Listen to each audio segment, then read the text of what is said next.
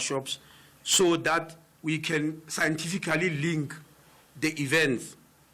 It is also important to mention that police did find a packet of chips in the pocket of one of the children who demised. This was also sent for analysis. Results were out and they were found to be negative. That means this substance, organophosphate, which killed the children, was not able to be detected on the packet of chips that was found in the pockets of one of the children. Now, let's try to analyze the present situation that we are faced with. When we mentioned that we are sending teams to search for signs of chemicals in these spaza shops, some people on social media were very skeptical because they reasoned, and I think as ordinary people it's understandable, they reasoned that if indeed there are chemicals in the spaza shops that affected and even killed some of these children, why would spaza shop owners not equally be affected? Because they will also be exposed to the same substance. It is very important to explain this. It is known medically that children are more susceptible to pesticide toxicity and other environmental toxicants than adults. This is due to several factors which are mostly physiological. The first one is body mass. Children have a smaller body mass than adults, and therefore a given dose of pesticides can have more severe impact on a child because of the smaller body size. Number two, developing organs. Children's organs are still developing, making them more vulnerable to the effects of pesticides because they are not able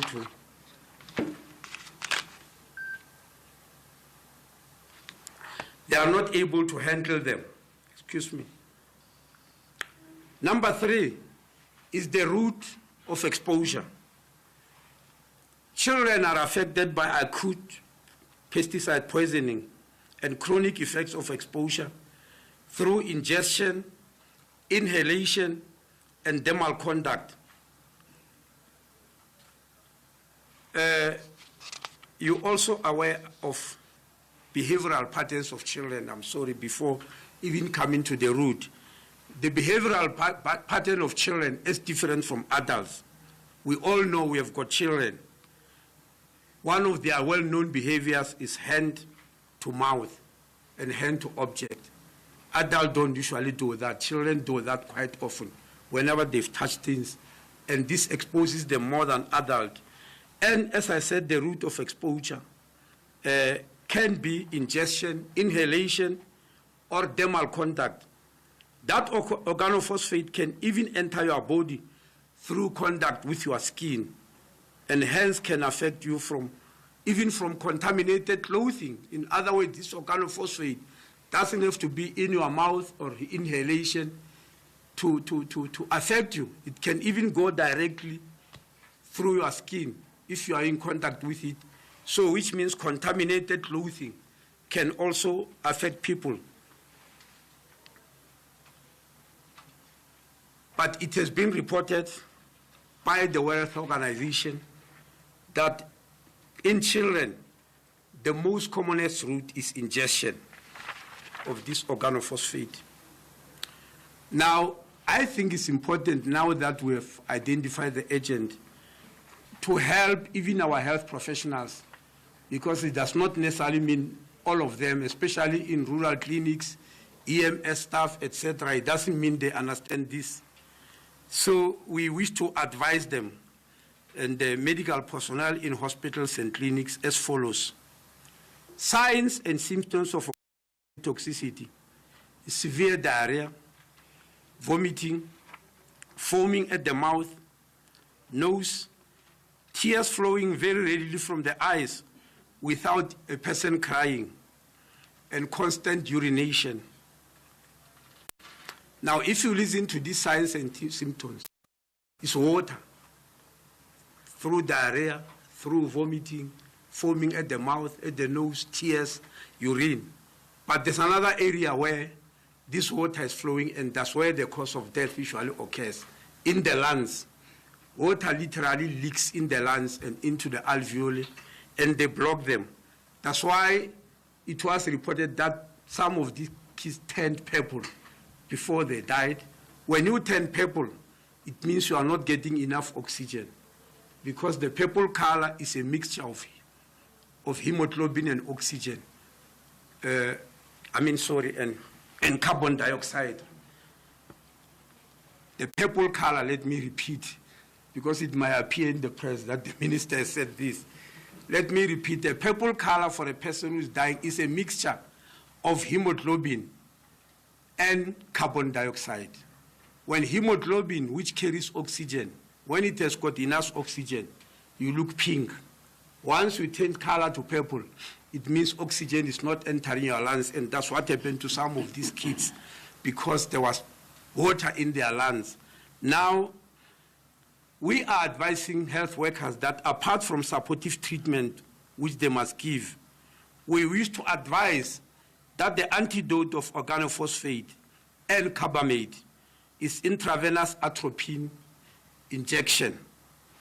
We also wish to advise, and this advice we got from the NICD, Dr. Mayet will have to expand further because it's important. We advise that when health workers are faced with this possible organophosphate poisoning, doctors need to use aflatoxin. This is an app designed by the Poisoning Center, which advises them step by step on what to do. Thank you very much. Doctor, maybe before questioning and anything, can you explain this app while everybody is still listening? Thank you, Minister. Come this way. No, she must come this way. I'll give her away. I want every word she says to be captured.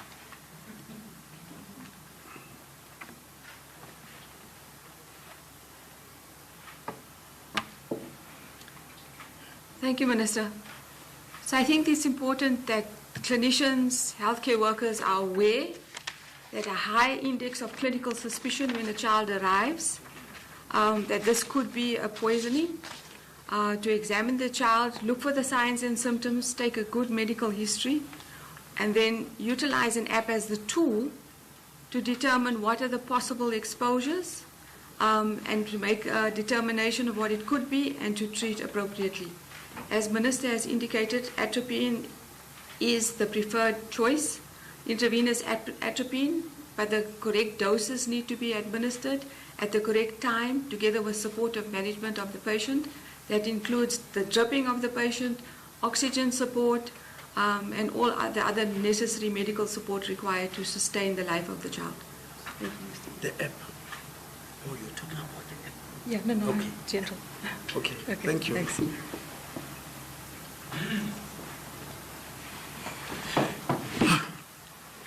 There you are. I'm not the only one who's going to answer questions.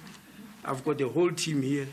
Ministers, deputy ministers, police, commissioners. Yeah, thank you. Thank you, Honorable Minister. Maybe before you take questions, let me check if other ministers do not make the input before we take the questions. Minister of Police, Minister of Small Business, okay. Any objection? Yeah, now we are going to take the questions. We'll have at least 2 rounds of questions in order to ensure that we respond to all your questions. And if you feel that your question is being raised... All right, so there then you have the breakdown from the Minister of Health, Aaron Motsoaledi, confirming the cause of death for the youngsters, the 6 youngsters in Naledi. He says it was as a result of poisoning by pesticides that were found in the area, in the environment that they were in. He says that they tested the snacks in the children's pocket, found in one of the children's pockets, and it had no traces of this particular toxin that was found. You would hear there that he also at pains to explain why it is that children are more susceptible to these toxins, but also highlighting interventions that are needed for doctors and nurses in that kind of emergency. And one wonders again if our health system is adequately prepared for such emergencies. It's not lost on me that the minister would not be talking about it if they had a general sense that the health practitioners that need to respond fully understood what the options available for treatment are. So organophosphate then being what is found, or what was found through those toxicology tests that were conducted on these youngsters in their postmortems. So we'll take a quick break and we will continue with the open line. I wonder then what you also make of that. 086 000 2032 is the number to dial. On the WhatsApp voice note line, 0614 104 107. Is alcohol affecting your work? Is alcohol affecting your family? Is alcohol affecting your relationships? Visit aasouthafrica.org.za or call 086 143 5722. With Alcoholics Anonymous, you need never stand alone again. This is a SABC-supported initiative. If you think you cannot afford a lawyer, think again. Clientele Legal has made professional legal services affordable for you. Whether it's a civil, criminal, or labor-related matter, we have a nationwide panel of attorneys standing by to assist you. SMS SAFM to 32195. That's SAFM to 32195 and we'll call you back. Clientele General is a licensed non-life insurer and an authorized FSP. Standard rates and terms and conditions apply. Svali Weekend on a high note with Final Analysis on Sunday night. Tune in to Final Analysis every Sunday night and stand a chance to win a hamper worth 10,000 Rand, courtesy of Theodora and SABC Sport. Final Analysis, the premium wrap-up show, giving you match highlights, final scores, post-game reactions, expert analysis, and sport news weekend roundup of the local and international arena. Catch Final Analysis every Sunday at 8 p.m. on SABC Sport on TTT Channel 4 and 10 p.m. on SABC 3. Also, available everywhere for everyone, always on SABC Plus and SABCSport.com. Hashtag We've Got It All. Proudly brought to you by SABC Sport. For the love of the game.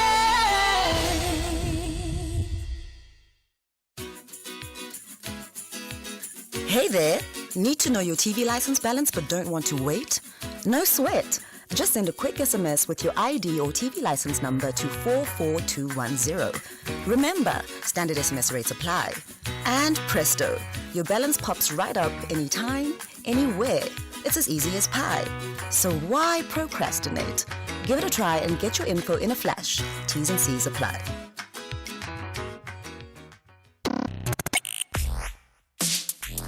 Let's have the conversation. WhatsApp voice notes on 0614 104 107. Good morning, Cathy. I'm Takata in Cape Town. I am cautioning we, the black people, we mustn't put the race card on this GNU.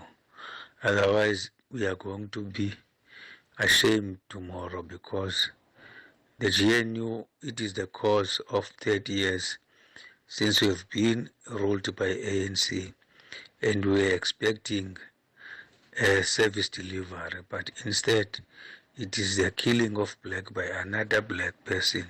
The only thing that we need to ask from the GNU is the service delivery from all the parties that are in that service delivery. We mustn't just say that one says that one says that one we mustn't entertain.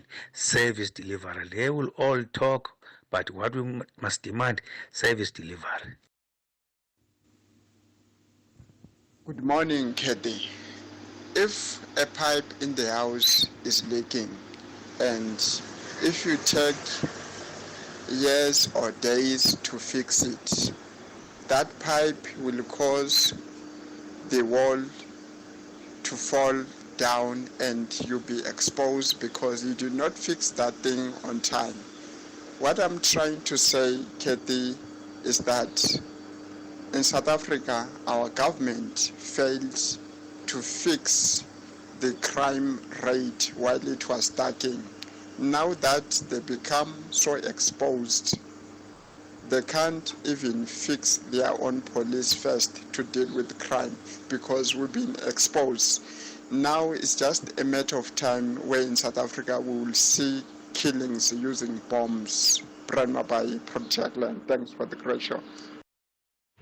Cathy, I think the family is misled or they don't understand what the state funeral is.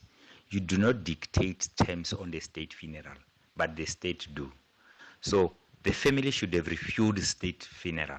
They should have refused state funeral if they wanted to have their program. When it's a state program, no, the family no longer have that much say. So if they want to enjoy the benefits of the state, they must follow the process, systems and protocol of the state because it was buried by the state. But if they wanted to have their personal family where they can have their program, then they must fund it. Unfortunately, they don't dictate the terms. SAFM values your views. Be an active citizen. Look, fair enough that the state is the one that dictates the terms. But even with that said, right, isn't it unusual, unlikely that former presidents would then not be given the opportunity to speak even within the context of a state funeral? These are still eminent persons nonetheless. So it's certainly something that is bubbling somewhere under the surface. Willie, you're calling us from Kuma. Good morning. Yes, good morning, Casey. Look, Casey, man. Please, man, I wish I wouldn't sound negative. But this is my perspective. Casey, look, in regard to the public hospitals, you say, Casey, we people here on the ground, particularly on the small dorms, we see things that you might not see from your areas over there. You see, about this, our doctor and Minister of Health speaking about NHI coming up. And then suddenly you see our hospital doctors sometimes just looking not so presentable, Casey, man. I mean, in whitish stuff like they used to be in the past. And then I think Florence Nightingale also would be surprised to see a doctor looking slightly shady with shady sandals, and then you wouldn't recognize a doctor from an ordinary person. You see, for me to heal, I want cleanliness, because cleanliness is next to godliness. But now, this is what we are experiencing nowadays, Casey. So the doctors then, Willie, you're saying that are not in, they don't keep what? Their quarters in clean conditions. They don't keep themselves in clean conditions. What are you saying, Willie? You understand me clearly. I'm saying, from the look of things, one wouldn't identify who is a doctor, who is a patient, who is an ordinary person. You see, because of their dress code, Casey, and when you come closer to some of them, they would look shady, man, Casey, man. And I mean, practically not presentable enough with old sandals, dusty sandals. Then you recognize are they wearing their coats, Willie? No. They wouldn't. I'm talking about Matosana in Kuma, Matosana region, in our hospital platform and all that. I've been at the hospital now recently. Then really I said, I go now. You wouldn't recognize the doctor. You see, when he comes closer to you and say, who is this one? Is he a doctor or another person? Okay. So I think for him to be presentable, then I'm going to heal it, to be clean, to dress what the white Okay, Willie, I hear your point. Willie out in Kuma, he's calling for doctors to have a respectable dress code. It's been a while since I saw a doctor who dresses in the white coat. I think these days doctors sometimes just wear the scrubs more often than not. Otherwise, if you're seeing them in the doctor's office, you're going to find them wearing their jeans and cardigans. But Willie out in Kuma saying that if you're at a hospital, there must be some way of identifying you from the rest of the people that are there, that there needs to be something distinguished about doctors. I wonder how you feel about that. Again, for generations that are not necessarily coming to work every day, that have redefined what corporate looks and feels like. Yeah, that could be an interesting conversation for us to have. Mike, you're in Middelburg. Does it matter to you if your doctor is wearing a sweater, scrubs, or a white coat? Luckily, I'm always healthy. I'm away from doctors, so I rarely. Mike, one of the listeners was convinced that you were going to stop listening to the show because of our conversation last week. And I said, no such thing. I'll never ever desert SAFM. I come a long way with SAFM, and sometimes it's not a question of winning or losing the debate, but it's about engagement and benefiting, from this engagement. So I benefited from that listener too as well, Yeah.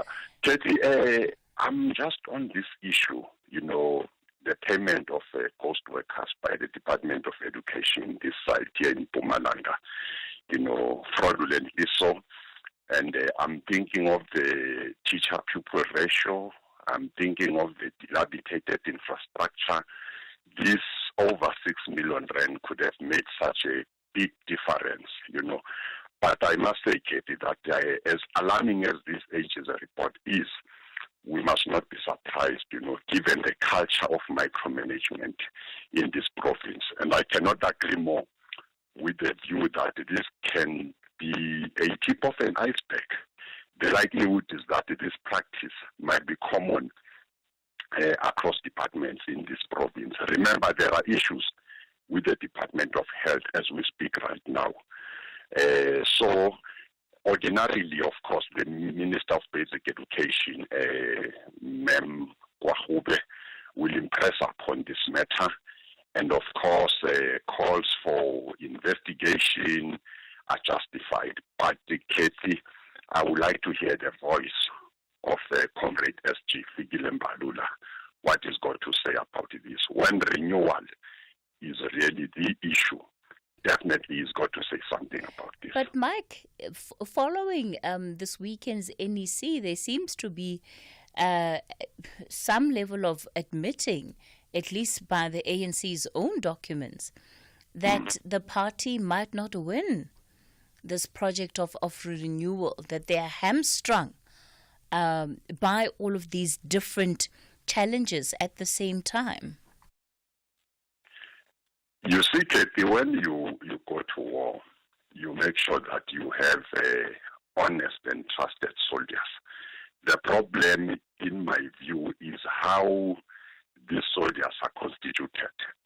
Because you have betrayers, among yourselves. You have dishonest people among yourselves, and yet you say you want to renew. And that is unlikely. It will not happen until you have dedicated soldiers, people who are really committed to this renewal program. It must be the question of being truly committed and not just, something that is pronounced and is fashionable and then it is spoken about. And that's what the case is, unfortunately, as we speak now. All right, Mike in Middelburg, Thanks for that. We'll leave it there for this morning. Okay, that I think really brings us to the end of our open line for today. Of course, we will have more conversation throughout the next 2 hours.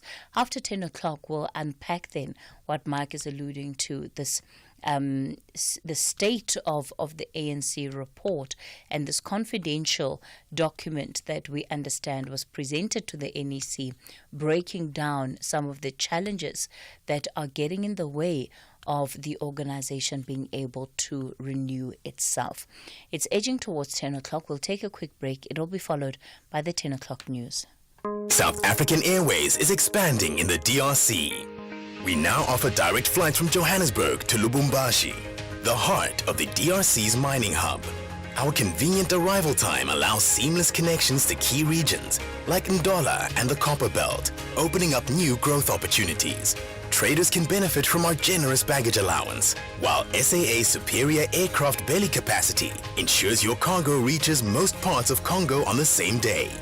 Book now at flysaa.com or contact your travel agent. South African Airways, connecting Africa to the world, one flight at a time. What's going on, everybody? You want to catch the Psalmist, 2nd of November, 7:30 is all the red carpet action. We don't come through looking like that when the night arrives. 8 p.m. main show, only on SABC 1. Yeah, get what's called in. Celebrate 30 years of music with the Summer Awards, Saturday 2 November. Yellow carpet starts at 7:30 p.m. and the main awards at 8 p.m. on SABC 1.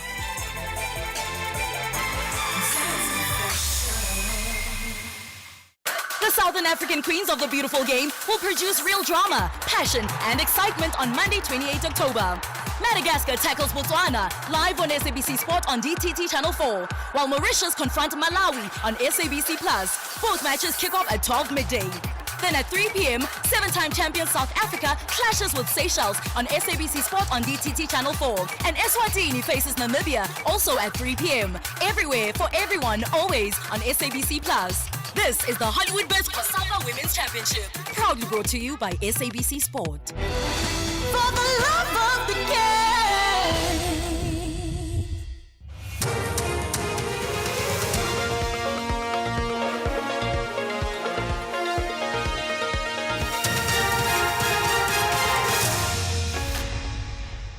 In our top stories, Health Minister confirms chemical as cause of death in Naledi food poisoning investigations, and 4 people shot dead in Escort, KwaZulu-Natal. Good morning. Health Minister Dr. Aaron Motsoaledi says the cause of death of the 6 children in Naledi, Soweto is as a result of a chemical called organophosphate. Motsoaledi made the announcement earlier during a briefing into the food poisoning investigations in Gauteng. This relates to the incident in Naledi, Soweto, where 6 children died after consuming snacks from a spaza shop. The incident resulted in public outrage, with local communities accusing foreign-owned spaza shops in townships of selling expired and unsafe food products. Motsoaledi says the chemical was also found in some retail outlets. Organophosphate is not one substance, but a group of substances which are usually used in agriculture or as pesticides. The organophosphate identified in this instance is called terbiphos. All the 6 children died of terbiphos ingestion. In the past weeks, several chemicals were bandied around as possible causes of death. Some were even found in some retailers. 4 people have been shot dead by a group of gunmen in Escort in KwaZulu-Natal. It's believed police arrested 1 suspect in connection with the murders. Police spokesperson Robert Nechuhunda says the suspects entered a homestead where there was a traditional ceremony taking place and opened fire. Information available at this stage suggests that 6 suspects who had concealed their faces with face masks and carrying rifles and handguns entered a homestead where there was a traditional ceremony and opened fire at the people who were enjoying the festivities. The deceased victims are aged 45, 57, 60 and 61 years old. Swift intelligence-driven investigations by the Amangwe police detectives led them to a hospital where a 28-year-old suspect was arrested. There's a suspicion that the incident could be stock theft related because the deceased persons were members of the community anti-stock theft group. In the Western Cape, 3 people, all in their 20s, have been shot and killed in Khayelitsha on the Cape Flats last night. Police spokesperson Andre Trout says the Provincial Serious and Violent Crimes Unit are searching for those responsible for the triple murder. Trout says the motive has not been established yet. On Sunday evening at around 20:20, police responded to a murder complaint and discovered the body of a 26-year-old male in a passage in Island Site C Khayelitsha with a gunshot wound. The bodies of 2 females, also in their 20s and both with gunshot wounds, were discovered in a shack not far from the first scene. The motive for the murders is yet to be determined. Any person who can shed light on the circumstances of the matter or who can identify the suspects is kindly requested to contact Crime Stop. ANC National Chairperson Gwede Mantashe says the decision to form a government of national unity was not premeditated. Mantashe says the ANC was rather forced into the GNU because of the electoral outcomes. The ANC suffered a major setback at the May 29th polls when it lost its majority for the first time in 30 years. Mantashe made the remarks at the wreath-laying ceremony of anti-apartheid stalwart Oliver Tambo at the Wattville Cemetery in Ekurhuleni yesterday. We are struggling in a terrain that is not of our own choosing. It's a terrain that was imposed on us by the fact that we lost the majority. And the GNU is a consequence. It's not a plan. Nobody planned the GNU. GNU is a consequence of having lost a majority in the elections. And our restoration will be to regain that majority and begin to govern on our own. That will be restoration. Further afield, former U.S. President Donald Trump has addressed a rally attended by thousands at Madison Square Garden in New York as the U.S. presidential campaign is now in its final days.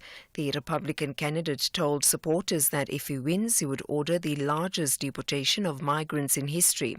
Trump also took aim at his Democratic opponent Kamala Harris, who he says had destroyed the country. She's unfit for office. Everyone knows she is a very low IQ individual. From humiliating our country in Afghanistan to the war in Ukraine, to the nightmare on our border, to her inflation catastrophe, all done in conjunction with Sleepy Joe. Harris is campaigning in Philadelphia. Addressing supporters, she said she's confident of victory. We will win. Because here's how I think about it. When you know what you stand for, you know what to fight for. Recapping the top story, Health Minister Dr. Aaron Motsoaledi says the cause of death of the 6 children in Naledi, Soweto is as a result of a chemical called organophosphate. For SFM News, I am Anne Musa. If we have rights, shouldn't we also have opinions? SAFM, leading the conversations that move us. Join us for a daytime concert at the Botanical Gardens with steel panist Andy Narell. For a serene and melodic afternoon at the Botanical Gardens on Saturday, the 2nd of November 2024 at Pretoria National Botanical Gardens and Saturday, the 9th of November at the Walter Sisulu National Botanical Gardens. Tickets available from 200 Rand at CompuTicket, ShopRite and Checkers nationwide. Bring your family and friends and enjoy a relaxing afternoon of music and nature. No bottles and weapons allowed. Ever tried to paint a wall with only a brush? Or hung a picture on just a nail and a prayer? The contestants on My Design Rules will be the first to tell you good design starts with the right tools. Tune in to My Design Rules every Sunday at 7 p.m. on SABC3 and stand a chance to win a weekend away in the winning apartment. From beginner projects to expert builds, Puco has the tools and materials you need to get the job done. Ready to kickstart your next DIY project? Begin with Puco.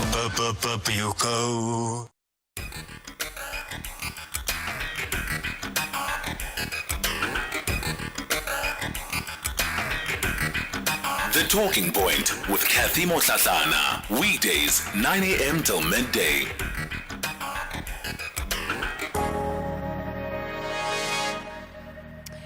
8 after 10 o'clock, we continue the conversation on SAFM. Welcome to the second hour of the show. So that media briefing with the Nat Joins team that is giving an update on the cause of death of those children who died in Naledi is still continuing.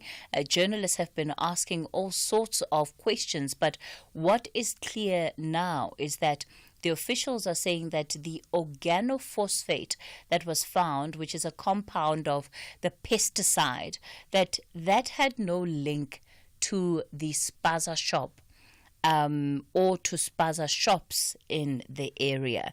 The health minister earlier saying that this is a pesticide that was in the environment in which the children were exposed to.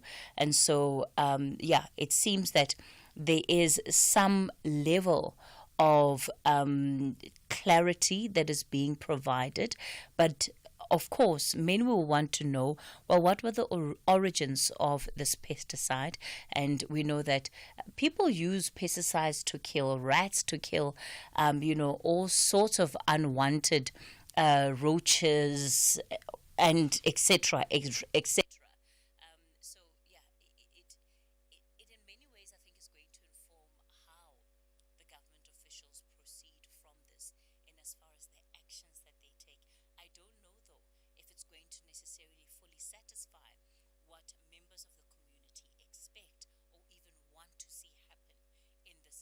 Because nonetheless, it has put the spotlight on the issues with spaza shops, and in particular, the quality of goods that are being sold at some of these small businesses.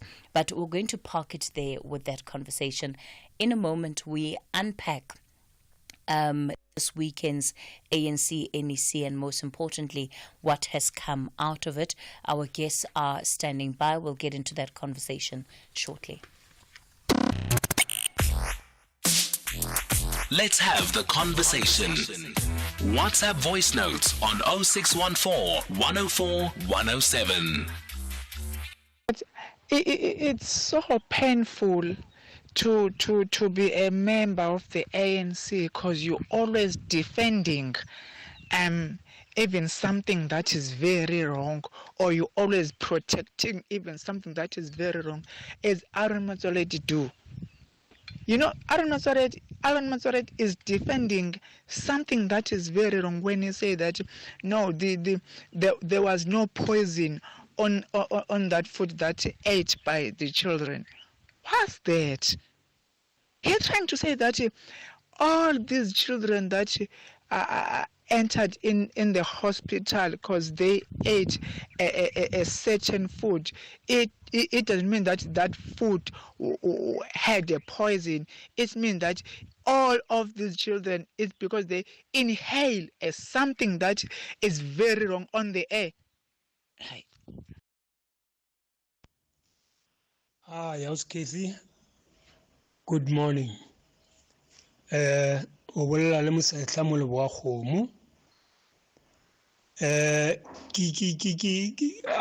want to talk about the dress code to the doctor. You know, you cannot differentiate when you are in the hospital between a doctor and a patient.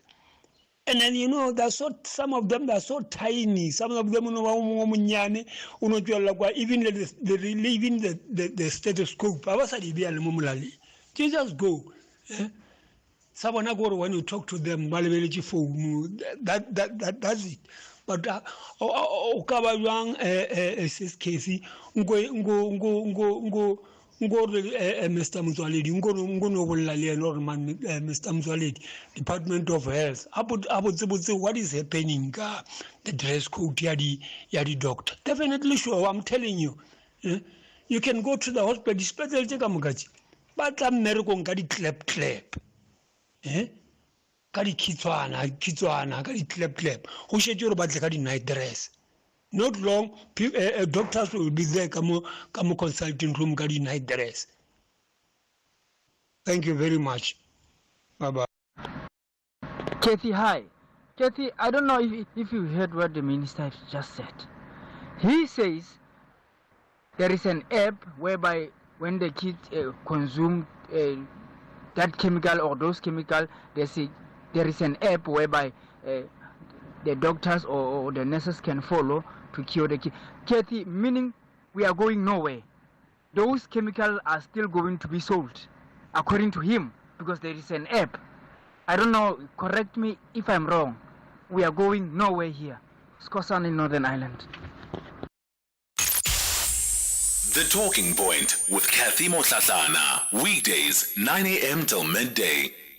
Yeah, Skosana, I don't think it's entirely fair. I think the minister is saying that, the health practitioners need to use all the resources available to them when trying to identify how to treat emergency cases.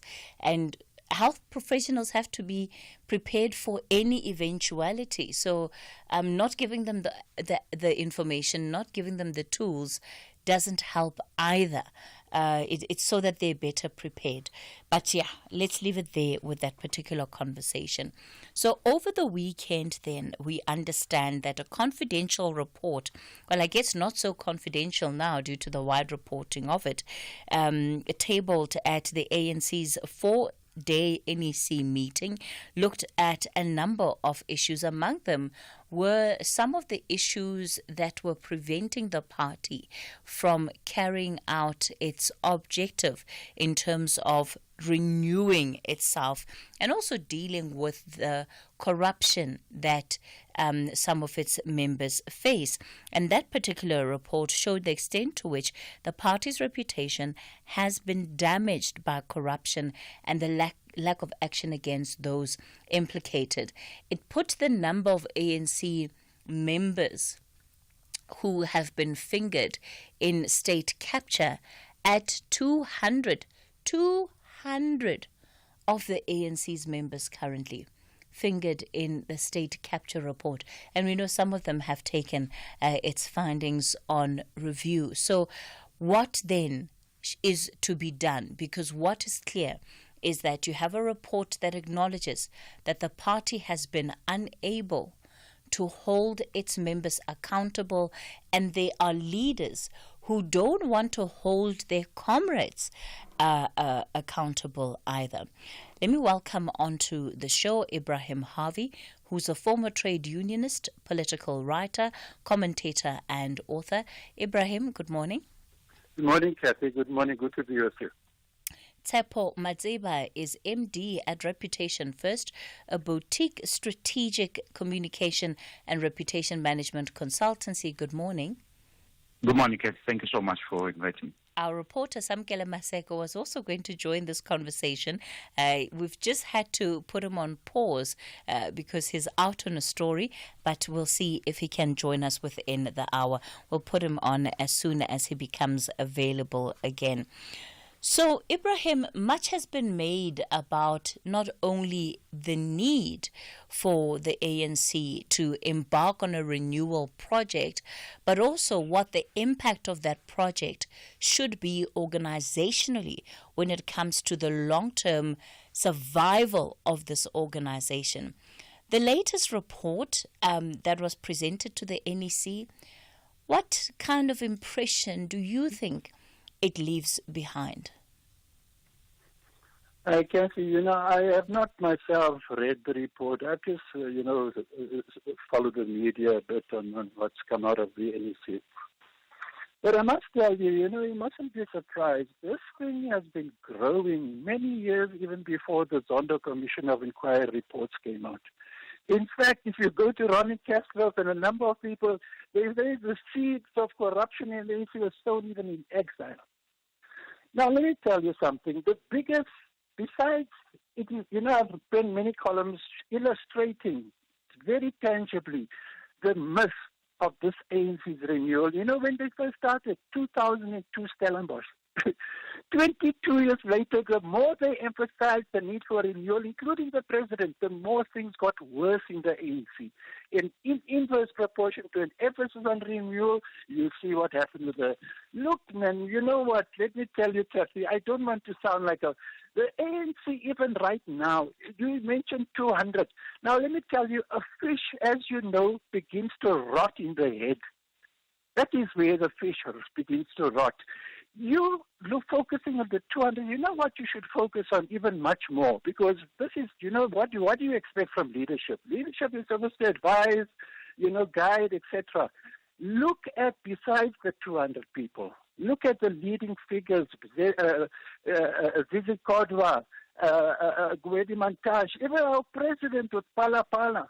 And Cathy, you know, he doesn't want to deal with this thing. You know, I know from 82 and Numos formed, he doesn't want to deal. And now they're going to court, the EFF is taking to court. Because in fact, to be honest with you, you know, when you talk about the meaning of corruption, let me tell you what happened in Pala Pala is even, Cathy, worse in some respects than the worst of Nkandla, the corruption scandal with Zuma. So, you know, I mean, digital vibes, Velim Kize, Zizi Kodwa, the former minister, Speaker of Parliament, you know. I mean, you know, it just goes on. It's endless. And I'll tell you why. The problem partly is the media. This very week, my News 24 column focuses on the failings and the pitfalls of the media. I've done a piece before, but I decided to revisit it in relation to what the media has done or not done with the Palestine genocide that's been going on. But, you know, one mustn't expect too much from the media because, to be honest with you, journalists, and even the best of them, they're not social and political scientists, Cathy. But the biggest contradiction of any attempt at renewal of the ANC is the stark monster of corruption. You know, they estimated 2 to 3 trillion rand has been stolen from the public fiscus, Cathy, as a result mainly of ANC so-called cadres that have been deployed. 2 to 3 trillion rand. We don't even, this country is broke. We don't even have money to fix the ailing infrastructure. Do you know that? We're in very serious trouble. I mean, Ramaphosa goes all over and tries to string the praises of the GNU and so on. We're in very serious trouble. And I'm happy that this thing came up at the NEC, the thing about, you know, this corruption. But what they didn't do, which is often what the ANC does, it doesn't talk truth to itself. It doesn't ask what has happened to the Zondo Commissions of Inquiry regarding a number of people. I mean, they continue in office. They're still there. Nothing has happened to them. Even, I mean, when the parliamentary panel found there was a prima facie case for our president to answer. So, in other words, his version of Pala Pala didn't convince the panel at all. That's why they said you still have a... Look what happened. They rallied behind, they used their numbers, they bludgeoned any opposition. The report wasn't even discussed, Cathy. Now, this is from our leaders. So what message do you think this is sending to the rank and file of the ANC, the branches, etc.? What do you think it's telling these people? Ibrahim. I mean, if our leaders can get away, I mean, you know, look at this, how ugly this whole thing is, Cathy. Then what still? You wonder why corruption has become so rampant in the municipalities.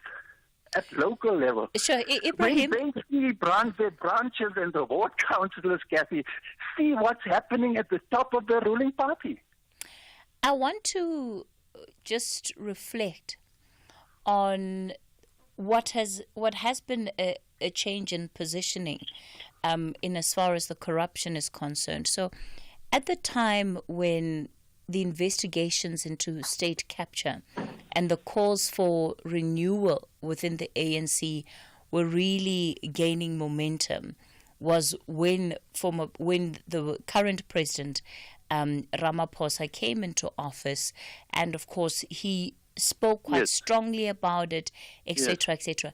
At the time, of course, there was no Pala Pala to speak about. So he did have some level of moral high ground. The situation today, with everything that has unfolded in Pala Pala, What position do you think that this has left him in as far as it relates to pushing for the agenda of renewal within the organization? Because I do think that the two different positions that he has been in changes the nature in which the party, including its NEC, can actually genuinely confront and deal with these issues. Yeah, but Cathy, the ANC are big liars. Let me tell you, Cathy, I know what I'm talking about. I write about these things every week.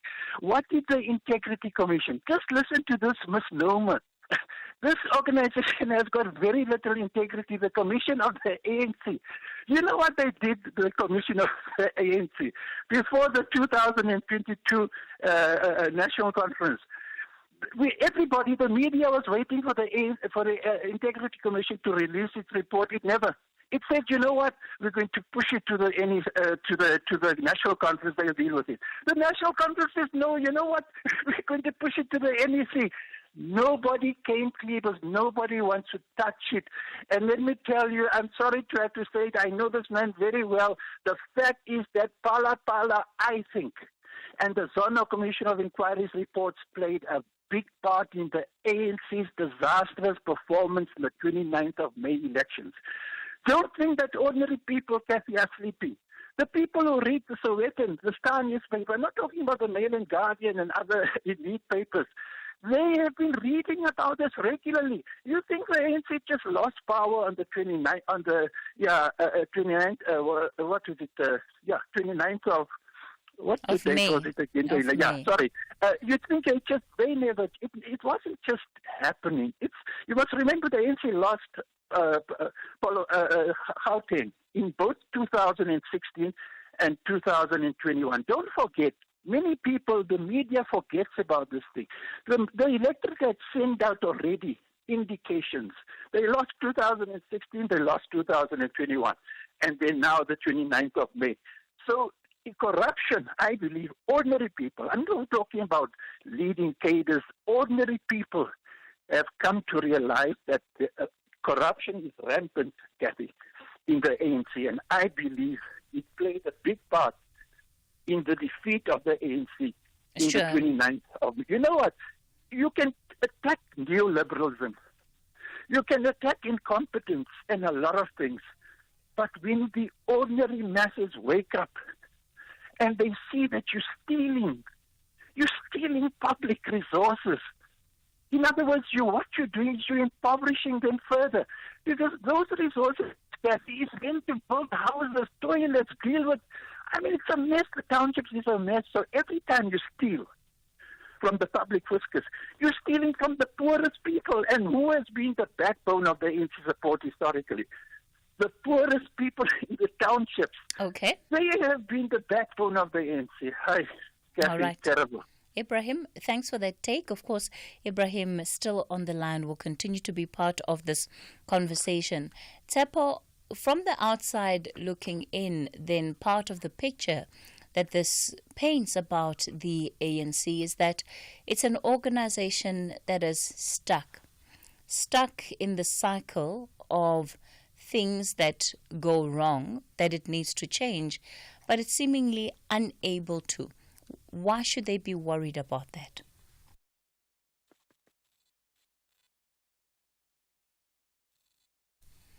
Hello, Tsepo. Hi, sorry. I was saying that it's so sad to watch the events around a very critical liberation movement in Africa going through this. Firstly, they are going through, and I summarize it to 5 points, that there's an erosion of trust and credibility. And that's because, over a period of time, they have extensive allegations of corruption within the ANC's ranks, which weakens public trust. And some may be factual or not, but the perception of widespread misuse of power has really severely impacted the party's credibility and public image. And then secondly, if you look at the ANC of Nelson Mandela and the ANC today, you are seeing a party that has lost moral authority and credibility. And it is highlighted in many reports, including the state capture report, in terms of unethical practices that stripped the party of its legacy as a liberation movement, which at the time had a strong moral standing in the eye of many South Africans because the party was structured. And thirdly, there's this thing about reputation damage among voters, that the voter population no longer believes in the party, and that's evident. If you Google, run a Google search today, you'll bump into headlines such as the ANC admits to itself that the leadership is being held hostage by corruption.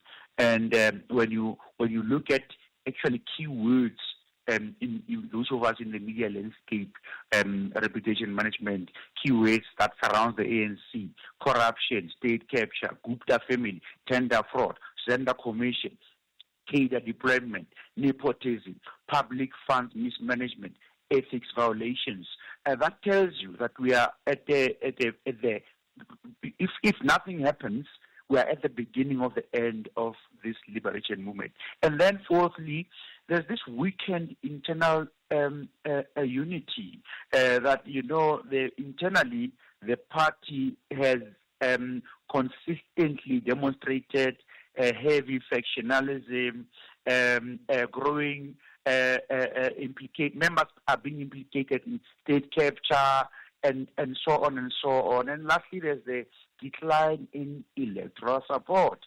And that tells you already that the brand is increasingly being associated with things that South Africans can no longer tolerate. And that includes a lack of governance, quality governance. And every time you read the headlines, there's $1 billion or $2 billion that was stripped of the public purse when the people in Amanskraal, where I come from, have no access to water. So it's very sad to watch. I don't know how we're going to recover from this. We'll continue this conversation shortly. Ibrahim Harvey, former trade unionist, political writer and commentator. Tsepo Madzeba, MD at Reputation First, a boutique strategic communication and reputation management consultancy.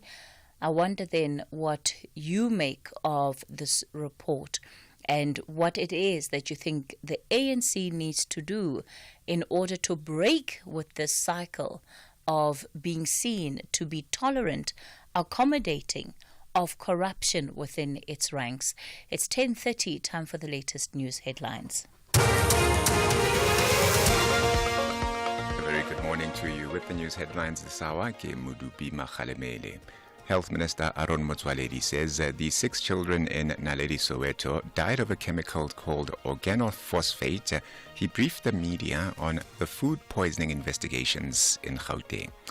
4 people have been shot dead by a group of gunmen in Escort in KZN, and the National Correctional Services Commissioner says the department has launched a probe into allegations of corrupt correctional service officers believed to be giving unauthorized private hospital passes to wealthy prisoners in KZN.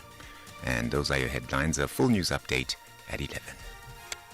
Taking a look at your markets this morning, the rand is currently trading at 17 rand 66 to the dollar, 22 rand 90 to the pound, and 19 rand 09 to the euro. Markets in Asia were green across the board at the closing bell. The JSE mixed in mid-morning trade. Markets in Europe are trading higher this hour. Gold is trading at $2,738, platinum $1,019. The price of Brent crude oil is at $72.79 a barrel.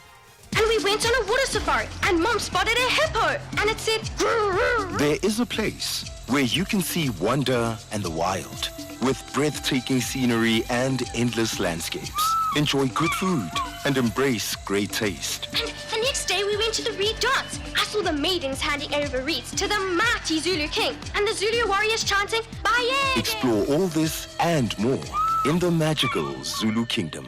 This message is brought to you by KZN Tourism and Film Authority. The Southern African Queens of the Beautiful Game will produce real drama, passion, and excitement on Monday, 28 October. Madagascar tackles Botswana live on SABC Sport on DTT Channel 4, while Mauritius confront Malawi on SABC Plus. Both matches kick off at 12 midday.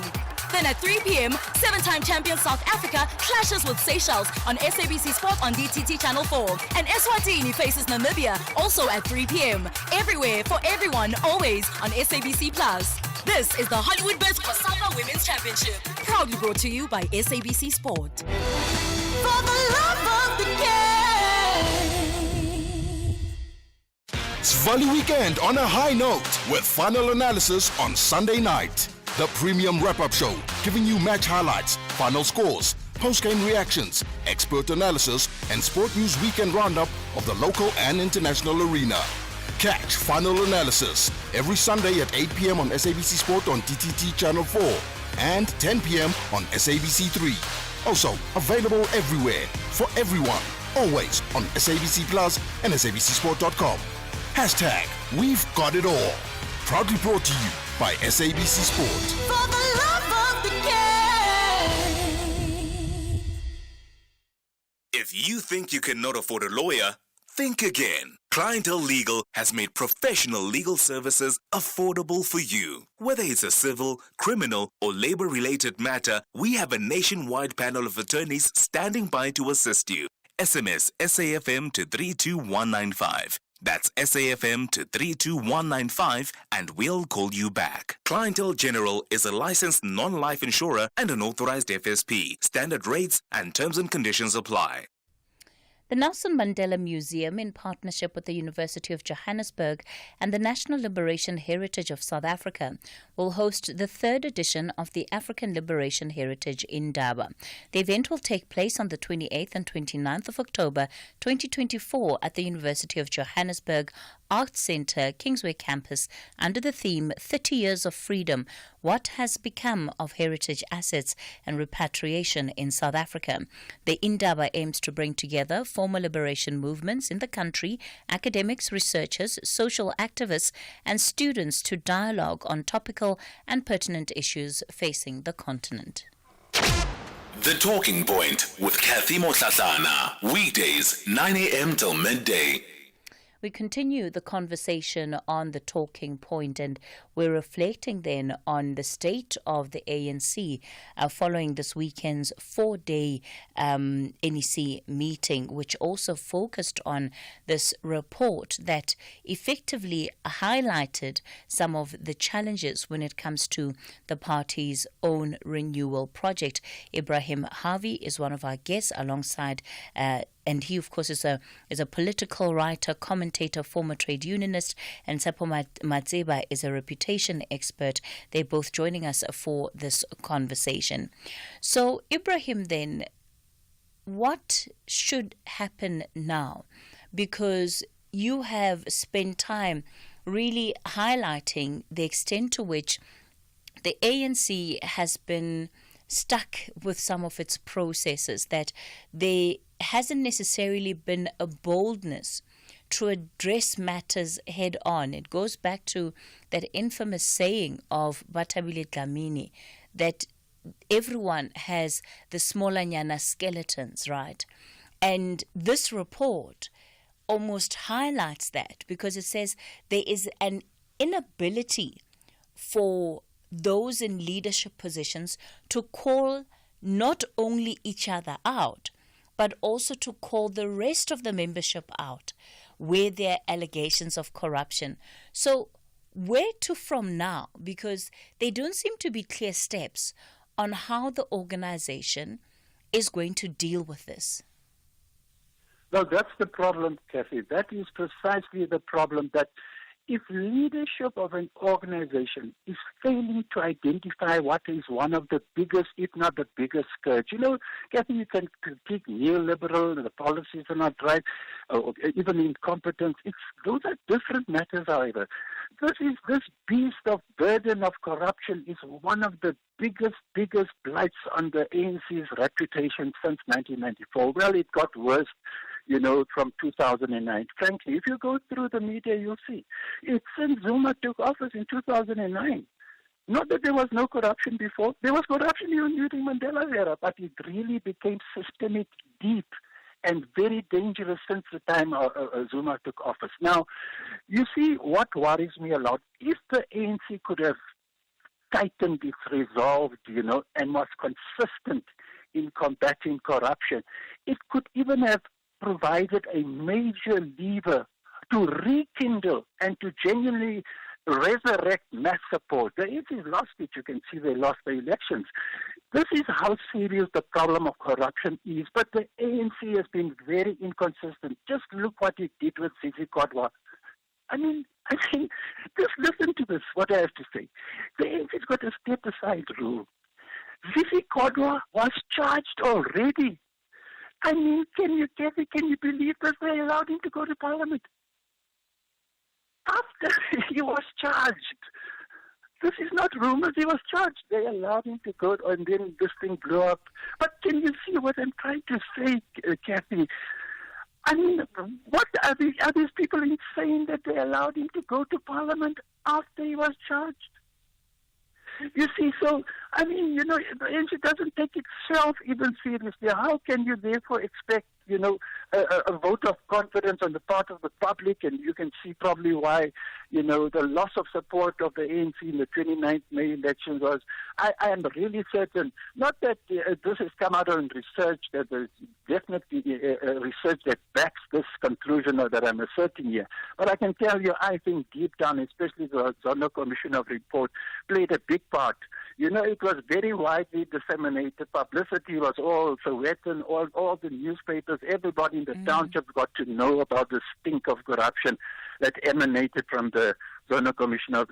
And then you see the timing of 2020, 21, 22, and then the elections taking place 2 years later. You have to form connections and put the dots together there, Cathy. Okay. There's no doubt to my mind that the ANC loss of power on the 29th of May, there are a lot of various factors, but corruption, I think, is one of the biggest blights on its reputation that caused it, to lose the elections. And this is to answer your question, it is very difficult to do something about this unless the ANC itself gets to grips with this monster of corruption in its ranks, But it is failing even to look what Ramaphosa, and listen to his New Dawn speech.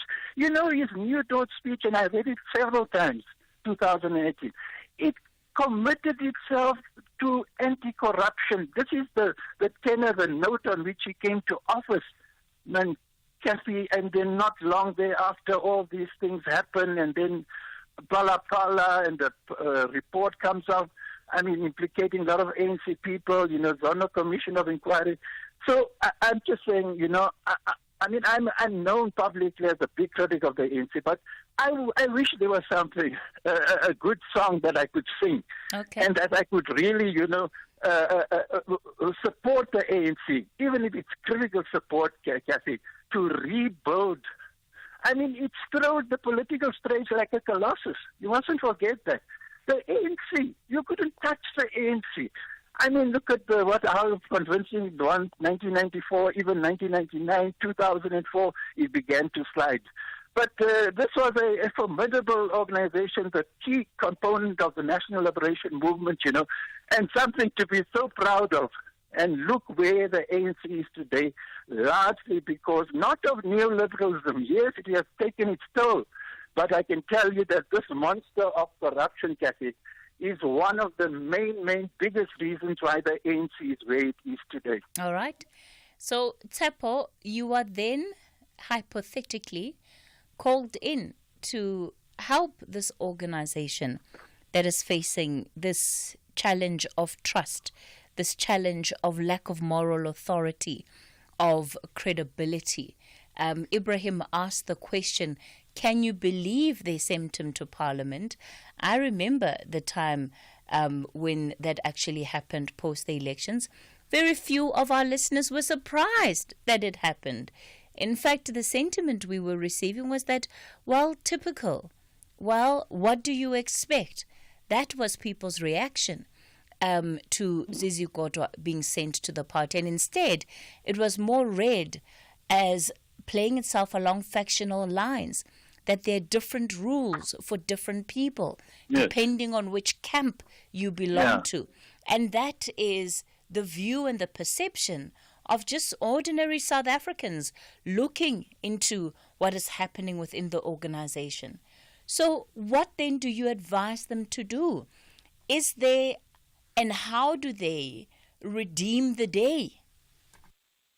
It's a difficult question, but one of the things that the ANC needs to internalize and think about is to get rid of the Noma Ranjani principle, where something is overtly a problem and they will stand there and defend it. And that starts from the top up to the branch, where somebody will do something hilariously corrupt, hilariously obvious, and the ANC will come out and say, we are still investigating, when they should actually be opening and laying a charge against the individual who is being accused of corruption or who's overtly committed a crime. So that's the first starting point, to acknowledge that you can't go around saying, no Maranjani, we support each other. At some point, you have to, as an organization, as an ecosystem, you have to say, I'm going to protect the ethics of the organization, the principles, and in line with our values, we are required to take certain actions. And then few pointers. For the organization to thrive and to survive, firstly, they have to strengthen accountability and transparency, which is unimaginable at this point in time. But they need to strengthen transparency in implementing really rigorous measures to ensure that there is transparency within the organization, but also audit and review all financial transactions by the people they send into public office. Perhaps secondly, there has to be an active anti-corruption measures where the party really cooperates fully with the country's judicial and anti-corruption agencies. By doing so, the ANC will actually demonstrate that they support investigations and that they are actually at the center of trying to root out corruption, not only when it suits them, because it didn't make sense that a certain minister that you just mentioned at the time, or minister or deputy minister, but a senior member of the ANC at the time, was even sent to parliament while it was clear that there are charges that are rightly being presented. If we are going to renew leadership with this integrity they are talking about, new leaders with strong ethical and perhaps a track record should be elevated within the party, and perhaps even younger leaders who are not necessarily politically astute, but they are morally astute. And maybe morality can be debated, but here we are talking about merit, integrity, and clear vision for the future of the country. And then there's a discussion that we need to have as a country, and perhaps the ANC needs to think about it, about community-centric governance, where, we focus and the party focuses on tangible issues that affect citizens every day, the lack of water, and take the country into confidence about the energy issue that we faced and why it's still happening now in poorer communities when those who are in more modern areas, or what you may call suburbs, don't have the same level of challenge. You call it different names. We need that level of transparency. And then there must be active engagement with citizens.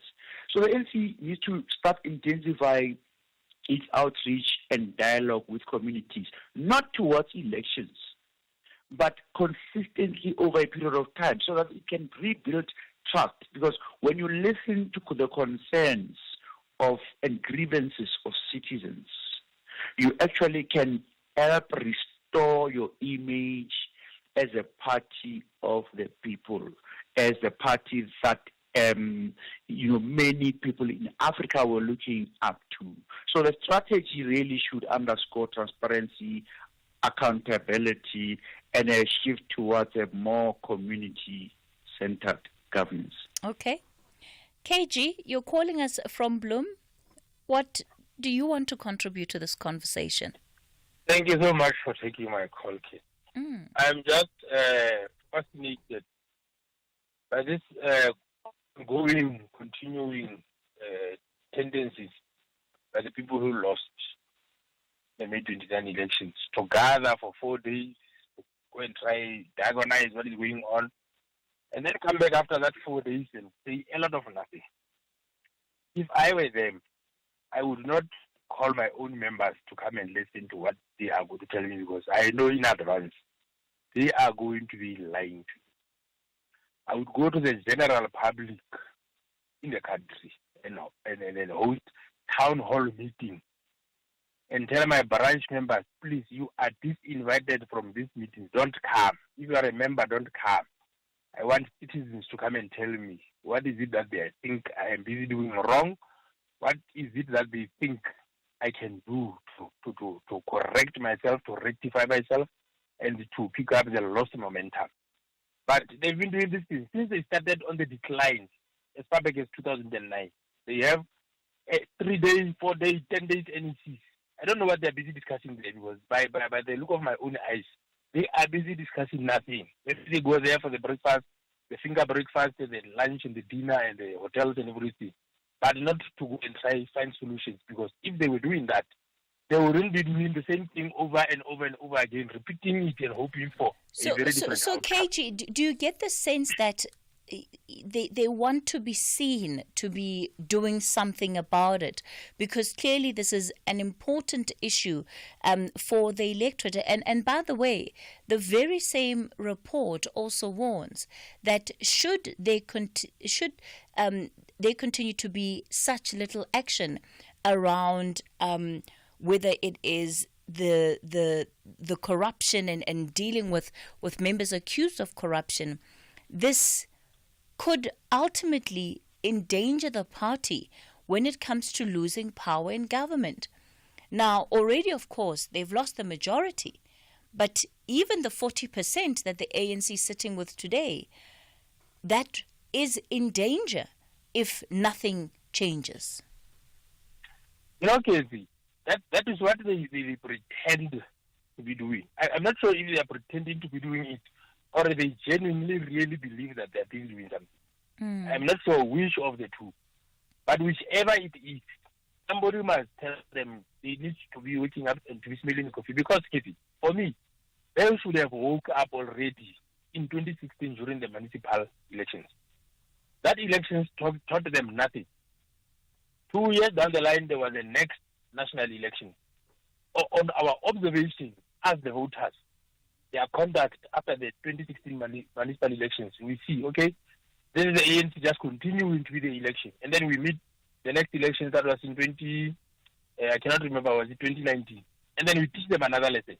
Yeah? And then after that election, they continue as normal to the next municipal elections. And then we teach them another lesson. And they learn nothing from it. Okay. Now we are from May 2024. They have learned nothing. That is why they sent Kodwa.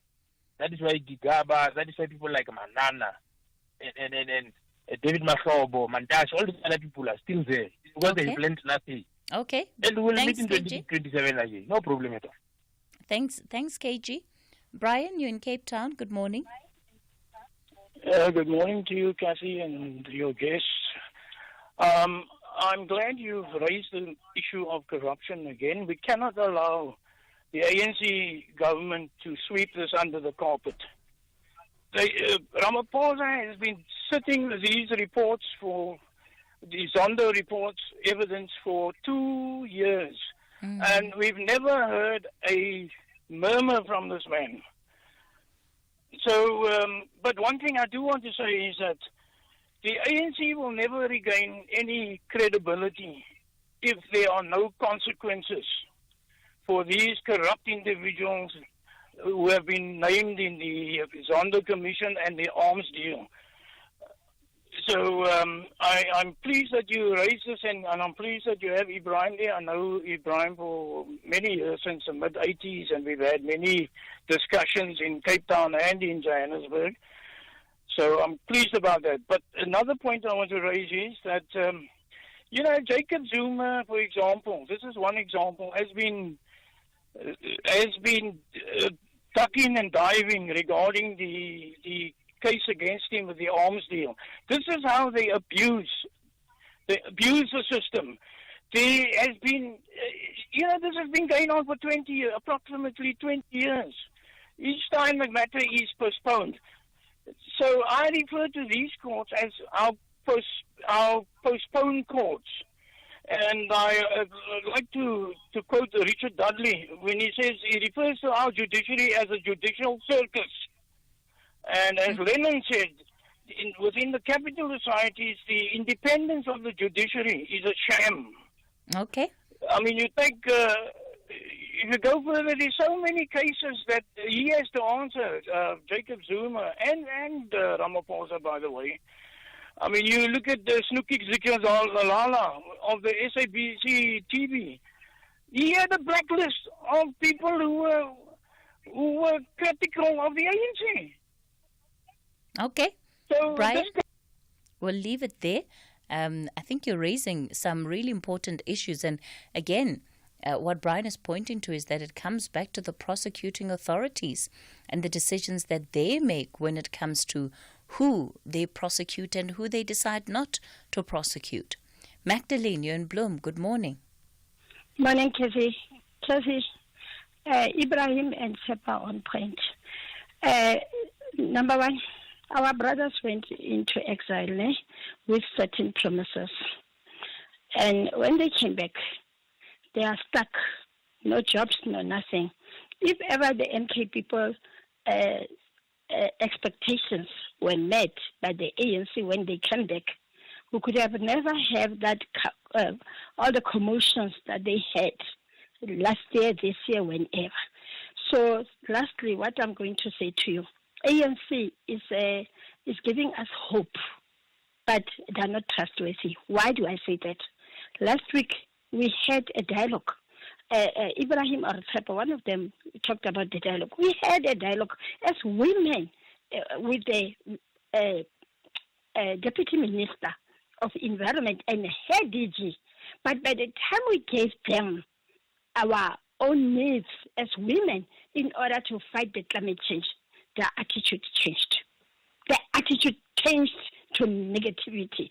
I saw them changing. Then I said, but these women who are jiving now, but why when we give her our needs in public, as women there who are called in to come and fight climate change, we're expected that when we come back, we teach the people. How can we teach the people whereas we don't have equipment, we don't have a place to work, we can't industrialize?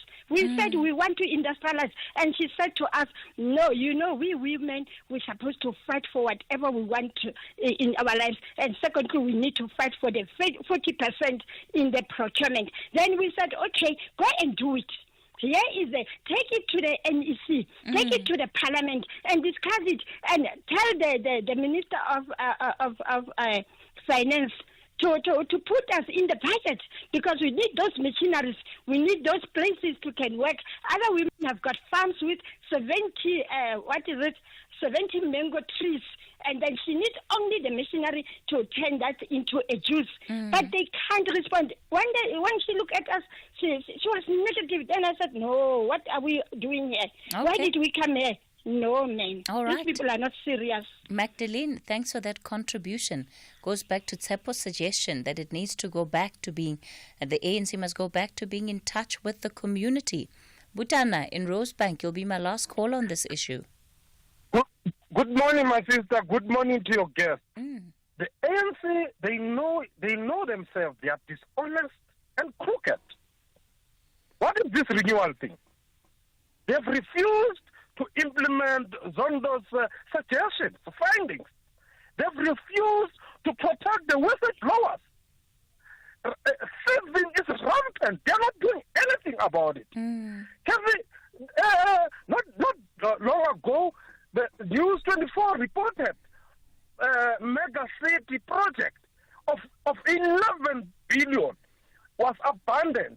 Not only abandoned, now people are taking bricks by bricks, iron by iron, and destroy that thing. It's our money. It doesn't end there. In local government here, they are employing their crooked companies. And thereafter, they just fire the person and give the person 20 million. They don't discredit the person. They don't blacklist the person. The person is not arrested. The person is going to get another tender in another department. That's crookedness of the ANC. You can't explain it in Republic One about crooks and thieves that destroy our country. Sure. Butana, thanks for that contribution. Look, we're getting towards the end of the conversation. Ibrahim, I'll give you a chance just to conclude. What advice, if any, would you have to offer up in this moment, Ibrahim? You know, regretfully, let me tell you, the branches are the most important structure of the ANC. The branches is supposed to compel the leadership to account. Unfortunately, Cathy, for years now, this corruption patronage networks has penetrated into the branches, the very structures that constitutionally is supposed to guide and lead this organization effectively. It's itself become contaminated with the corruption. This is the problem. But you made one very important point I want to end on. That 40%, I can tell you now that the ANC got in the 29th election. Cathy, if you look at the cost of living crisis, the attacks on the working class, you can see the electricity price increases.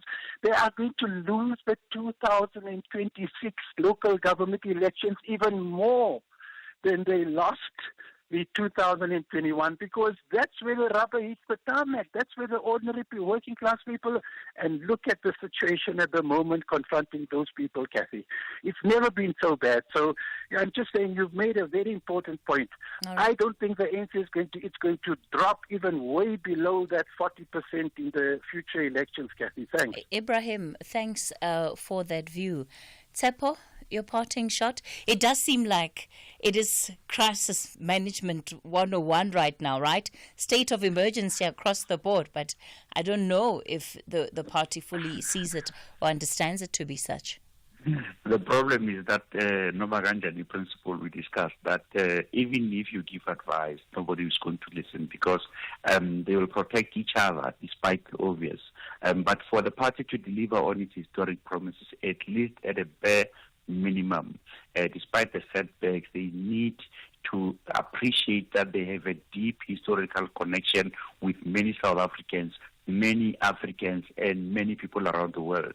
And so that requires to change and to shift.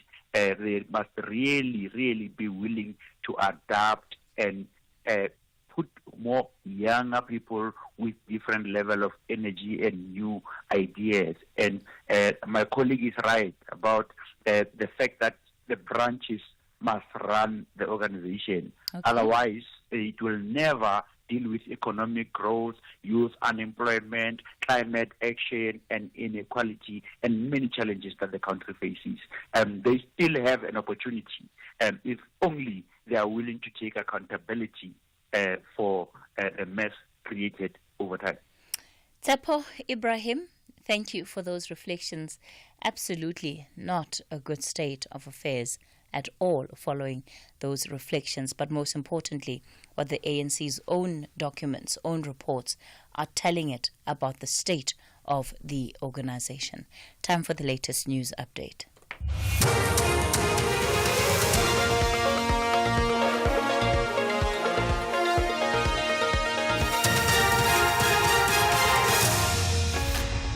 Top stories at 11. Minister confirms the cause of Naledi children's deaths and a probe into corrupt prison wardens in KZN.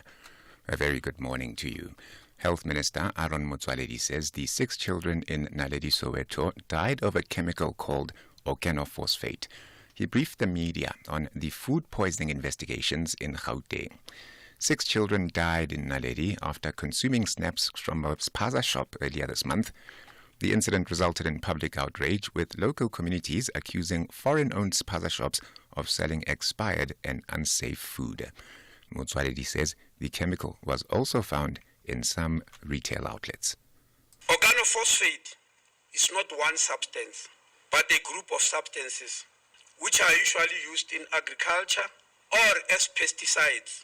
The organophosphate identified in this instance is called Terbiphos. All the 6 children died of Terbiphos ingestion. In the past weeks, several chemicals were bandied around as possible causes of death. Some were even found in some retailers. Police Minister Senzo Mkhunu, meanwhile, says the affected families of the children who died in Naledi have already been informed about the outcomes of the probe.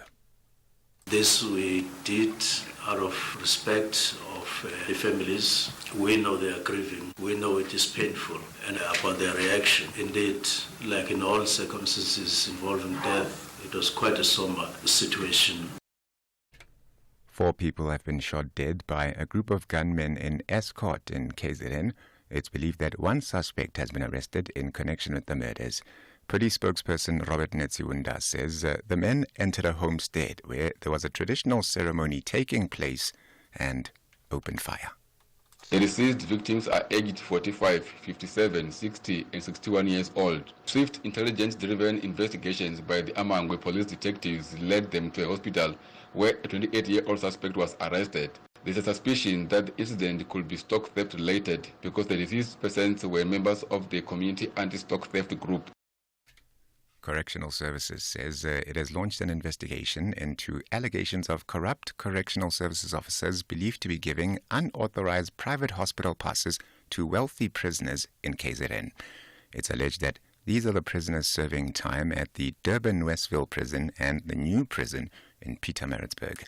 Amongst the prisoners alleged to be receiving this preferential treatment is Durban businessman Toshan Pandey. He's behind bars for defrauding SARS. Correctional Services Commissioner Makoti Tobakali.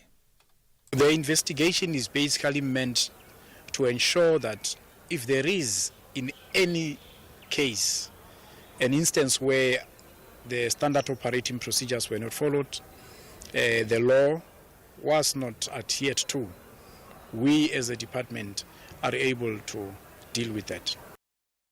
Storms have left a trail of destruction across several parts of the Mopani, Bemve and Sekhukhune districts in Limpopo. Strong gale force winds accompanied by rain and hail have damaged property, including schools. Some of the most affected areas are Dzumeri outside Giyani, Beggersfort and Elim. The Mopani municipality says it is still assessing the extent of the damage. And a British parliamentarian has been suspended from the governing Labour Party after a new video footage emerged appearing to show him punching a man to the ground. Mike Amesbury was filmed in the early hours of Saturday morning following a night out with friends. The BBC's Graham Satchell has more. This new video appears to show Mike Amesbury punching a man in the street. 2 men are shown exchanging words. Then the Labour MP hits the man in the jaw and knocks him to the ground. The footage acquired by the Daily Mail then shows Mr Amesbury apparently punching the man a further 5 times while he's on the floor before members of the public intervene. Mr Amesbury has now been voluntarily interviewed under caution by Cheshire Police and released pending further inquiries. The top story, Health Minister Aaron Motsoaledi says the 6 children in Naledi, Soweto died of a chemical called organophosphate. He briefed the media on the food poisoning investigations in Gauteng. For SAFM News, Kemudupi Makhaleme. Who says talking never solves anything? SAFM, leading the conversations that move us. 16 teams of Mzansi Africa's Elite League are back to the battlefield. Namandla Masha. They all believe Ukuzoba right, Kube bright, as they navigate the path to the final. This is the 2nd edition of the Carlin Knockout Cup. Fagukesi. Catch the unmatched passion and drama of Ipolala Mzansi. The Carlin Knockout Cup, live on SABC 1 and SABC radio stations. Also available everywhere for everyone, always on SABC Plus. Proudly brought to you by SABC Sport. For the love of the game.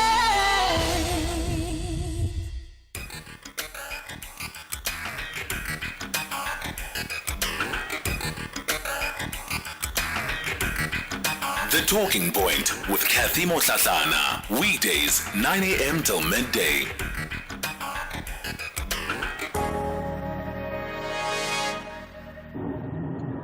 Sis Cathy, the dying of the ANC is good for this country. And the people of this land who have the right to vote must be very careful to vote in MK, because this party is the same thieves who were in the ANC. Now they are regrouping and come now in a different label. But these are the thieves who wants to finish this country. They nearly took us to where Zimbabwe is. But please, the people of South Africa, don't vote MK, because it's going to cause 100% corruption now. Cathy, it's Chris in Maritzburg. As citizens, we have become spectators, whereas we have got the agents and the power to ensure that the best amongst us are the ones who are sent to Parliament. Secondly, we need to call for a change in terms of what kind of people and the temperament of the members of Parliament and public representatives that we need. It cannot be that the lowest amongst us and the worst amongst us are the ones that go and represent us. It needs to stop now. Truly, 2024 has to be an hour 1994, and we need to make a change starting today. Hello, Cathy. There's nothing like ANC renewal. It's just the name renewal, but with people like your Kwete Mantashe, your Nomvula Mokonyane, etc. in the ANC as leadership, ANC will never change. Because all these people, they know that if they say something about someone within them, then there'll be a problem. So ANC has to change the whole leadership and bring new faces. With these old faces, ANC won't get the majority again, I'm telling you. Shalom Cathy, Message Wisdom. Concerning the ANC as an organization, it is over. It is dead. It is beyond repairs. Let's just forget. Let's just sing the last song of the funeral of ANC. It's over. It is over beyond repairs. There is no way I see right now ANC coming out from this. It's corrupt to the core.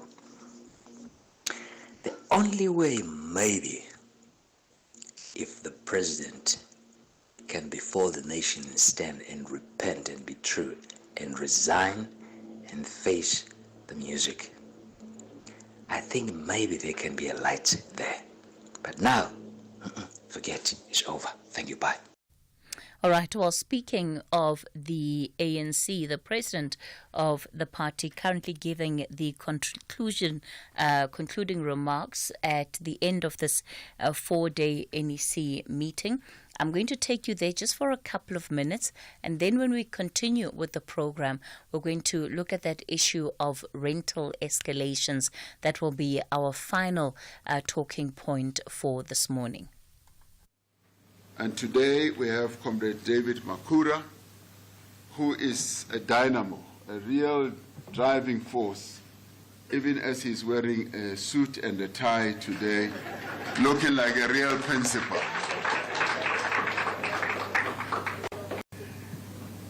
As he left public office, I had moments to have discussions with him just to find out exactly what he wanted to do after acting as Premier of our Gauteng province. And I was really taken in by his dedication, his fervor and commitment to wanting to do political education. And that for me was touching. And today we've got to thank you, Comrade Makura, for having come up with this innovation. He is the principal who is going to take political education in our movement to higher levels. And we have to thank him, Comrade Makura, and obviously comrades who work with him, Comrade Phoebe, and the SGO, for coming up with very innovative forms of spreading political education in the ANC. Steeped in technology, steeped in new ways of delivering education in our movement, and also identifying what the needs are. And they have spent, or he has spent, considerable amount of time going through the length and the breadth of our country just to trying to understand what the actual needs are. And so I'm certain that today, as we launch this foundational course, which, as it has been said, is going to be compulsory for all members of the African National Congress, for all of us to embark on, that today it starts here with the more senior leadership of our movement, the National Executive Committee, and others. I don't know whether we are going to be required to write an exam.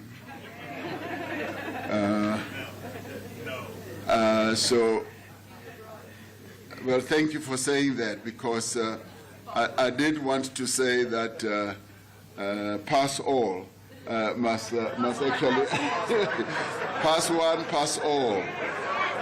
It's possible that Comrade Thabo Mbeki and Comrade Kgalema will pass, and if they pass, you pass us all, please. Or when they pass, you pass us all. So, comrades, this is a real great moment in our movement to be starting off in this way. Yesterday at the O.R. Tambo lecture, we spoke about how it is going to be spread throughout the country. And this is very important. And education has a number of benefits. It strengthens resolve. It deepens our understanding of the country that we live in, its own history, and it gives us tools of analysis. And it gives us confidence. I forever remember, Comrade Kgalema will remember this one, in the National Union of Mine Workers. As we started, we felt that because we were dealing with a cohort of people who had been denied opportunities to be educated, but they needed to elect their own shaft stewards, and the shaft stewards needed to be trained. And Comrade Kgalema came into the union at the time from Robben Island. It was his first job to come into the NUM and to lead the political education process. So this is not the first time that he's doing so. And as we spread the political education, the shaft stewards education course in the union, we found that a number of those workers who had been elected leaders had never really been to school. And we had to craft ways of just ensuring that they have the basic understanding of their union, basic understanding of the industry, of the country, and where we wanted to go. And in doing so, and this is also what was raised at the NEC, Comrade Makura, as you will recall, that as this is also going to be online, what is going to happen to those members of the ANC who are in far-flung areas who do not have connectivity. And this is where your innovative skills as political education department is going to come in and help our members who are going to be in areas that are challenged with connectivity. And the incident I want to relate is how one of those shaft stewards in the NUM had to represent another member who was well educated. Well educated, he was like a senior member of the staff, and he was being disciplined, about to be dismissed. And this member, who was not educated at all, was his shaft steward. And he couldn't read, he couldn't write, and so he went to the disciplinary hearing. He was as confident as they come. He was very confident. He was a shaft steward of the NUM, and as the whole process started, he didn't understand a single word of what was being said, and he just stood up and very almost arrogantly, and said, "Arnexiate, Arnexiate, Arnexiate." And those white managers couldn't understand a word of what he was saying. And he just said, "Arnexiate." And in the end, the guy was reinstated back to work because of the level of confidence this comrade had. So late. All right, we're going to leave it there.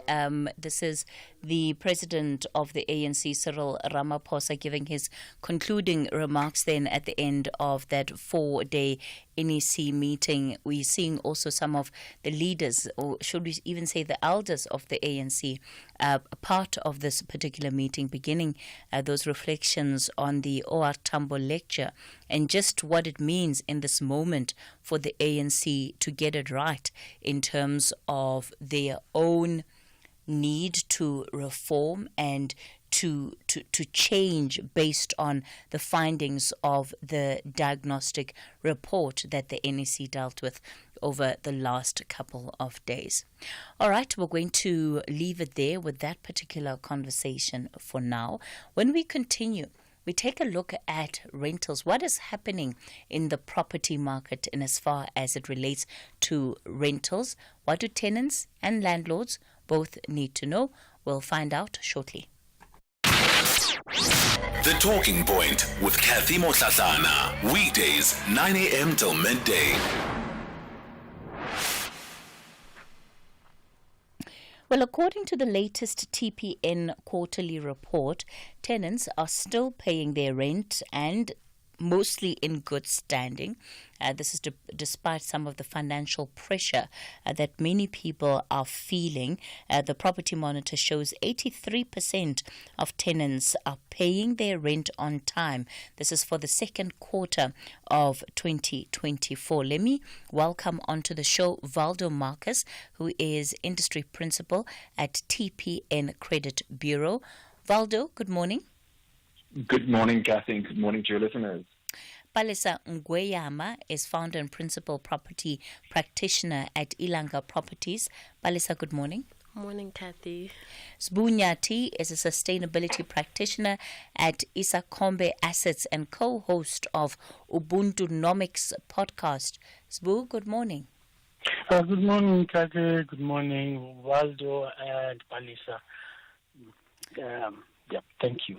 Valdo, maybe to set a foundation for this conversation, run us through some of the critical findings of the latest quarterly report and what it tells us about the property market and the state of tenants and, of course, the landlords. Yes, Cathy. So we conduct this residential rental monitor, and it really takes a bird's eye view of how the residential rental property market is performing.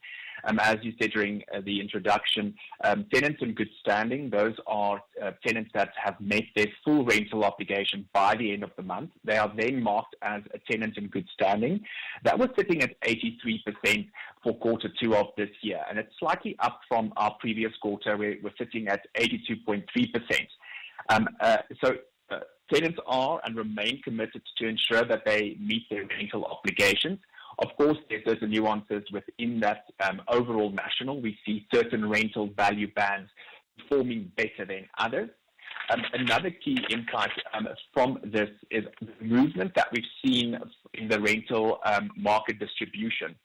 So where we saw how the number of rental units achieving certain rental values have changed, and that's due to rental escalations, inflationary pressures that come through, that we've seen that more and more tenants are moving up in higher rental value bands as landlords are able to increase their rental income. And then another key finding is also when we look at the provincial distribution. So how does tenants perform in different provinces? And that also varies a lot. So those are the key performance indicators. And then we go deeper into how many do not make any rental payments.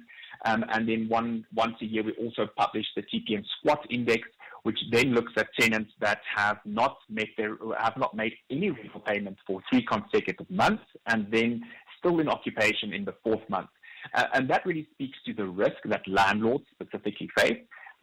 From a landlord perspective, the residential rental market overall has performed very well in the backdrop of very high interest rates and consumers that's under pressure with household expenditure.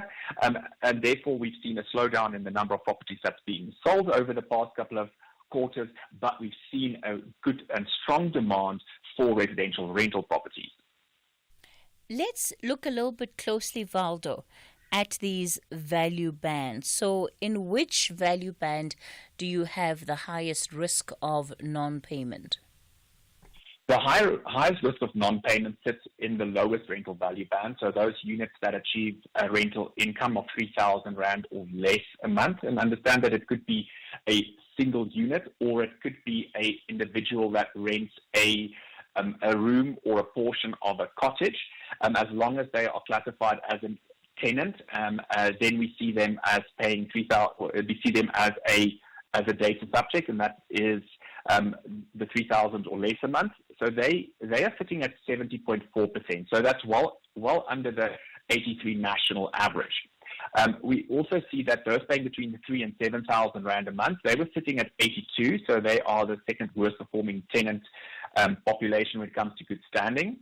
The best performing tenants, they are renting in the values between 7,000 and 12,000. So they were just under 90% of tenants in good standing. 12 to 25,000, so that's lower luxury rental market. They were sitting at 88.24%. And then the luxury rental market, which is 25,000 Rand or more a month, they were sitting at 82.28%. So the lowest two rental value bands and the highest rental value band, they are performing from a tenant perspective under the national average. And those sitting between 7,000 and 25,000, those are the top two brackets, and they are really performing very well, ensuring that landlords correct their rental on time and in full. It is quite paradoxical, isn't it? Because one would think that the cheaper the rent, the more affordable it is. But what these figures also tell us is perhaps something about the constituency or the economic position of the individuals who are occupying some of these rentals in the first place, and their disposable income too. That's correct. So what we've seen in the past, and what the data shows, is the less than 3,000 really doesn't have a big buffer. So when there is changes, and especially when transport costs goes up, food prices, in double digits, inflation, that puts pressure on households. And then it is a matter of fact, it becomes a matter of am I able to pay for my transport to get to work and to buy food? And then there's a delay in paying rental because they don't have that buffer. When we look into a bit more detail around these tenant performances, and we break it down and say who's paying on time, who's paying in a grace period, who's paying late, and then who's only making a partial payment and who's making no payment. The less than 3,000 Rand a month rental value band, we see it's got the highest no payments at 15%. So it means 15% of the tenants have made no payments towards their rental, but they will then potentially catch up going forward. And 14% only make a partial payment. So that is 30%, almost 30% that is not making their full payment towards their rental. And that is why we're seeing that 70% that's sitting in good standing. But however, if we look at the 25,000, the luxury rental market, although they don't have the best good standing, here we see that most of the tenants are making partial payments. But they are still making some sort of payment towards their landlord, which is very different to those that's less than 3,000 Rand a month mark. And again, it comes down to affordability, the ability of a household to ensure that they make rental payments on time and all the various obligations. That's just become very, very expensive. So we do see strain on the lower rental value band. But again, if we look at as an overall, as a landlord, we're still in a very good position from ensuring that you have good cash flow because tenants are making full payments, or at least they're making some payment towards their lease agreements. Palisa, what does all of this mean for people who own property? It means a lot. So for the ones who earn between this 3,000, someone's going to look try to take care of the fact that they need to have a home of residence. Someone doesn't want to suffer on all aspects. And then with the 3 to 7, it means that now this is a working class. There are landlords who ask us as property managers to make their payments via debit order so that they ensure that they receive that amount at the end of the month. But I do think people within that range do take care of that rental obligation before their other obligations, because they do understand they're still in the working class and they do understand what impact that is going to have in their credit record going forward. What are some of the reasons that are given when tenants are unable to fulfill their rental obligations and the options that then become available to those tenants? So when tenants do not pay their rent on time, we get a lot of stories, honestly. There is issues of my workplace didn't pay me on time. There is, I am waiting for the payment from another person who's supposed to pay it to my account and then I pay it to you. And then the options that we give them is that we as property managers actually appreciate the communication if you are going to let us know in time, which is where Valdo knows we sometimes give them that grace period. There are people who send proof of payments on the 1st, so they fall under our grace period when we edit their payment profile. The options that we give them is we have to send that letter of demand from the 2nd, because those landlords, we've heard from my experience, I've learned that if you really listen to that story, you are going to get in trouble with that landlord that you're managing for, because that person isn't going to pay on the 9th. And you're going to experience that too many times, that you're going to have to know for sure that on the 2nd, if there's no communication, you send that letter of demand and it's a cost to them. Sbu, I'm going to give you a chance to come in a moment. It'll be after the latest 11:30 news headlines. We're looking at the property market, in particular the residential rental market, and we'll then be also talking about the increase. It's almost end of year, so you know what happens next year. Start getting all those letters that say your rent is increasing by 10% or by 7%. So we'll talk about whether or not there's any room for negotiation, especially given the economic pressures that people are facing. For now, your latest news headlines. Thanks, Cathy. And with the news headlines, good morning. Health Minister Aaron Motsoaledi has confirmed that the chemical found in possession of the 4 people arrested last week in Joburg is not linked to the deaths of the 6 children in Naledi, Soweto. Lobby group Gun Free South Africa says there's been around 120 people killed in mass shootings across the country over the last 3 months. And delegates from Israel, the US, and Qatar are meeting in Doha today with the hope of restarting talks on a Gaza ceasefire and the release of hostages still held by Hamas. And those are your headlines. A full news update at midday. The Talking Point with Cathy Mohlahlana. Weekdays, 9 a.m. till midday. We're leading the conversation right here on SAFM. This is The Talking Point. If you've just tuned in, you're listening to the final hour of the show. We're focusing on property and in particular the rental residential market, and looking then at what some of the latest figures are telling us about the state of tenants, but also some crucial information, I believe, for landlords too. Joining us for this conversation, Valdo Marcus. He's industry principal at TPN Credit Bureau.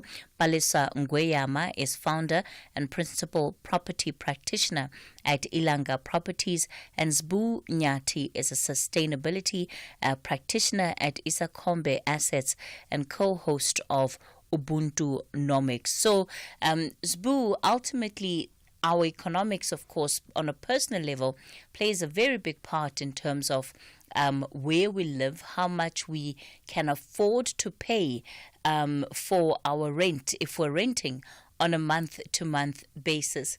So we know the pressure consumers have been under. If I want to negotiate with my landlord about my rental prices and in particular increases, What options do I have? I think, Katie, Palisa would be suited to answer that question, but I will say on a macroeconomic view that things are very difficult for households, and I like the heading of this report from TNP because they say consumers are holding steady despite. I mean, if we look at our economy is growing at something like 1.1%. Last year it grew about 0.7%. So that's no growth at all. It means the incomes are hampered because inflation has gone up 46% since 2016, and average incomes have only gone up by 2%. So people are really under the hammer because things like transport and things like food inflation and energy and services, all these services that we have to pay for, including this telephone line that I'm on. All of these weigh down on people. But on the positive side, there has been some minimal improvements in terms of inflation has declined a little bit from 4.4% to 3.8% this year. And we've had no load shedding for the past 200 days. So these have put a little bit more money in the pockets of consumers and renters. And so, basically my point would be that the macroeconomic space plays a lot in individual performances in how people pay for their services or rental or and how households can afford all of these necessities. All right, fair enough. Thanks for that, Spoo. Palisa? On my part, with the negotiation, increases. So with that, it's a discussion with the owner, you know. They want to receive income at the end of the month, and we are in the market, so it's not only their unit, usually on that street or in that complex that we're trying to rent out. So we'll let them know what's happening and what we're currently listing at, and we'll for sure tell them that if we listed at anything higher than this, we're not getting inquiries, we're not getting viewings, and you are lucky to get a person at that price. So we look at the payment profile of that current tenant, and if they have been paying well, then we reconsider. And we ask the landlord to reconsider. Otherwise, they are upset at us for someone not getting in there and paying rent on time. So we try and discuss that with them by showing how good this tenant has been. So being a good tenant allows you that field for negotiation. Valdo, what do you see in terms of the numbers when there are rental escalations, and how does that affect tenants? To provide a bit of context, the average rental escalation in South Africa for the second quarter of 2024 was 4.29%, and it did come down from the previous quarter where it was at 4.87%. How we measure rental escalations is the rental escalations are usually affected after the anniversary of the lease agreement, or after 12 months. Then there's an escalation that's applied. And as Palisa said, it becomes a negotiation. The landlord needs to always weigh up the risk of sitting vacant or having a very aggressive rental escalation. You can go and say, yes, gone are the days where you were getting a 8 to 10% rental escalation, because you now have to consider the affordability of that property and how that competes in the market. And then secondly, it is also got to do with vacancy, because you can force a tenant to say, listen, I'm going to give you a 10% escalation on the anniversary of your lease agreement. That tenant needs to then understand, can they afford it, and what else is in the market. and tenants can then have the option after the anniversary or the expiry of the lease agreement to move. And then the landlord will run the risk of potentially sitting vacant for a month or two while a new tenant is sourced. And as Melissa mentioned, that tenants also go and do their research, see what's available in that area. So it's not that all power sits with landlord and all power sits with tenant. It becomes a mutually agreed number. And sitting at 4.29% year-on-year growth within the rental market, if we really go back to 2015, they were sitting nationally at 5.46. So 1.2% above what we're currently seeing. And that is really because of consumers' inability to really absorb these massive increases.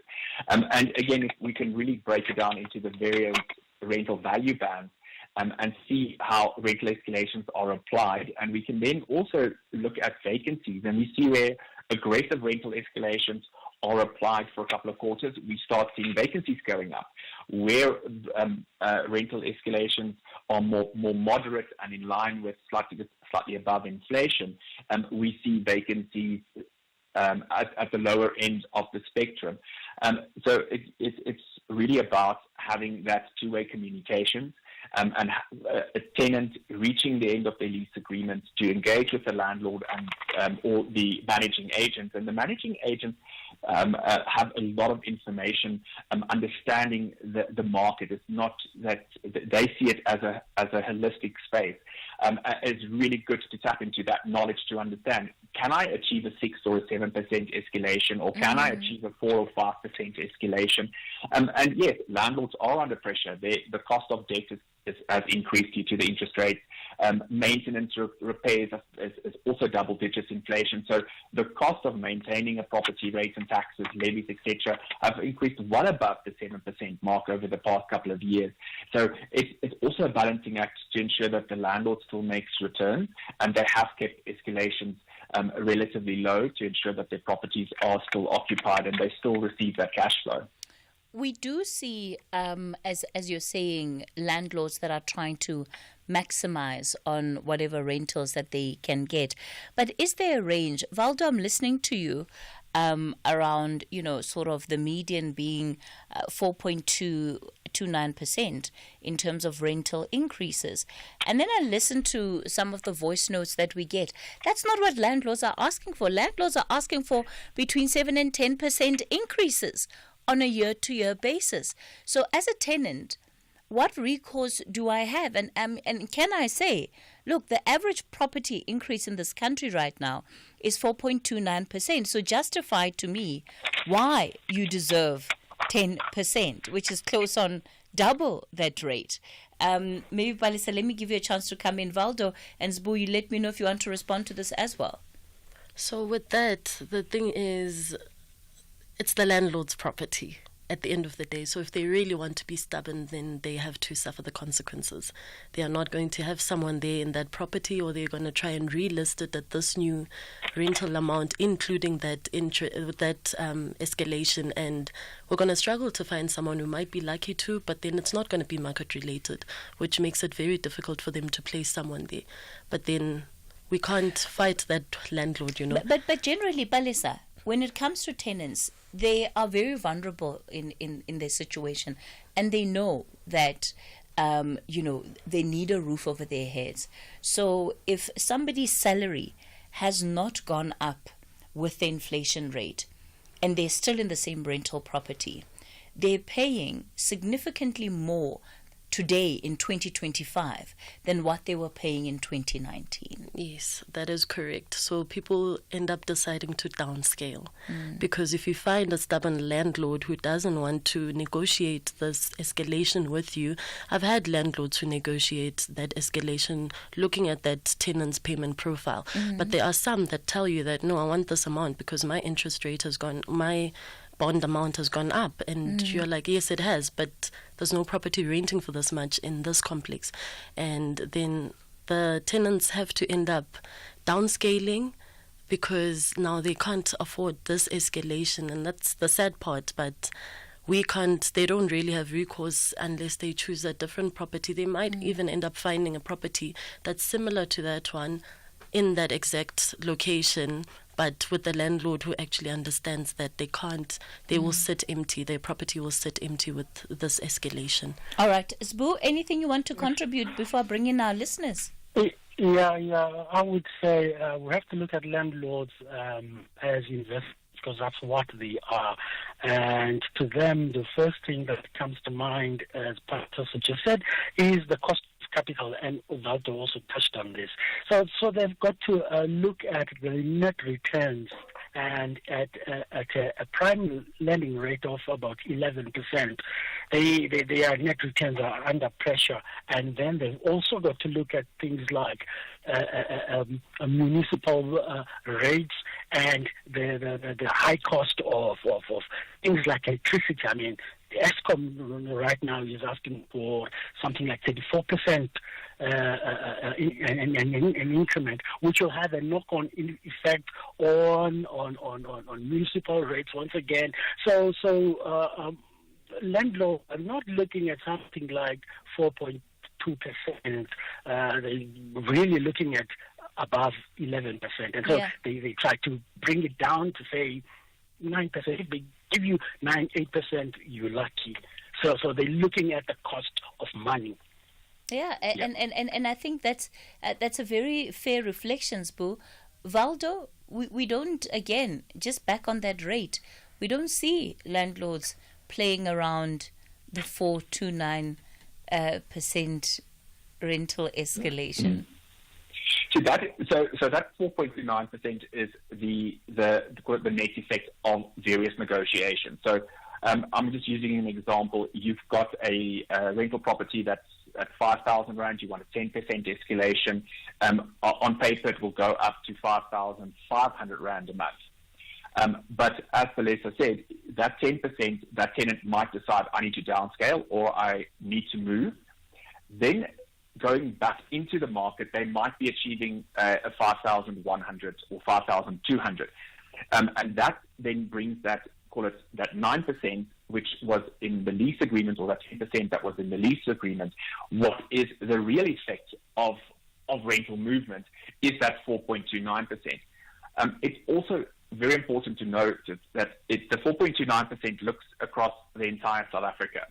There's specific provinces and there's specific locations and suburbs within those provinces that is achieving a 19 or 20% rental escalation, depending on the location and depending on the demand for properties as well as then the supply. So some suburbs, there's a big demand for rental properties. However, there's not big supply, so you've got very low vacancies, and there the landlords can increase it a lot more.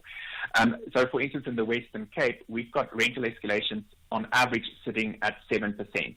Due to the high demand, and although there's good supply, landlords have the opportunity to increase it slightly more, but they're also sitting with a tenant doesn't necessarily have the option of finding a smaller unit or finding a cheaper unit.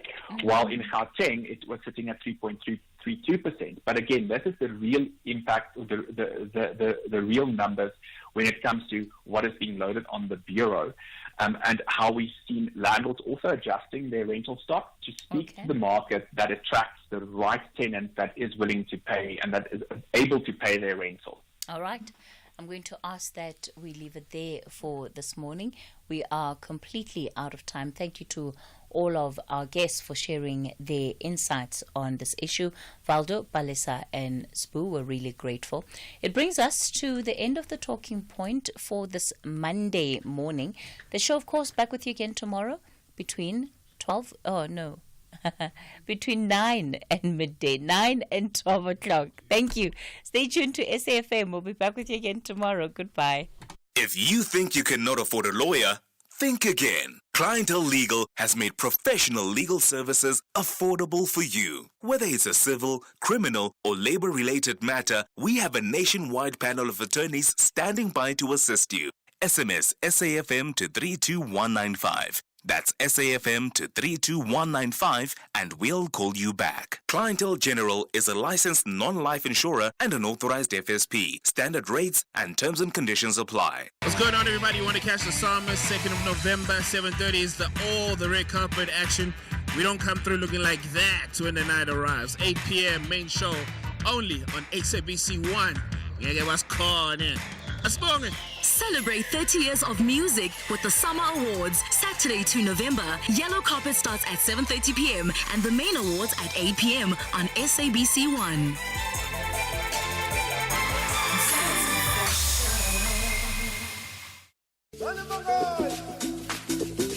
Mubango returns for an explosive new season on SABC2. A renaissance of new beginnings, intrigue, and drama with old enemies and new characters. Catch the rebirth season of Mubango every Monday to Friday at 9 p.m. on SABC2 or stream it on SABC Plus. Mubango, ukovela panda. SABC2. And we went on a water safari, and Mom spotted a hippo, and it said, There is a place where you can see wonder and the wild, with breathtaking scenery and endless landscapes. Enjoy good food and embrace great taste. And the next day we went to the reed dance. I saw the maidens handing over reeds to the mighty Zulu king, and the Zulu warriors chanting, Bayede! Explore all this and more in the magical Zulu Kingdom. This message is brought to you by KZN Tourism and Film Authority.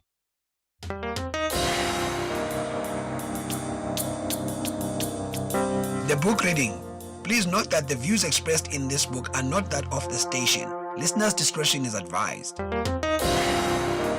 SAFM presents another episode of A Life of Purpose, written by Luvuyo Wochela and Lumkile Wiseman Kuhlu. The reader is Lerato Velase.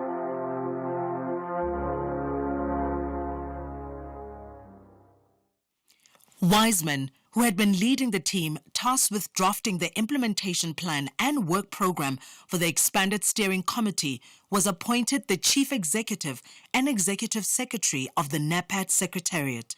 He also became the first chair of the NEPAD steering committee, a position he held until July 2003.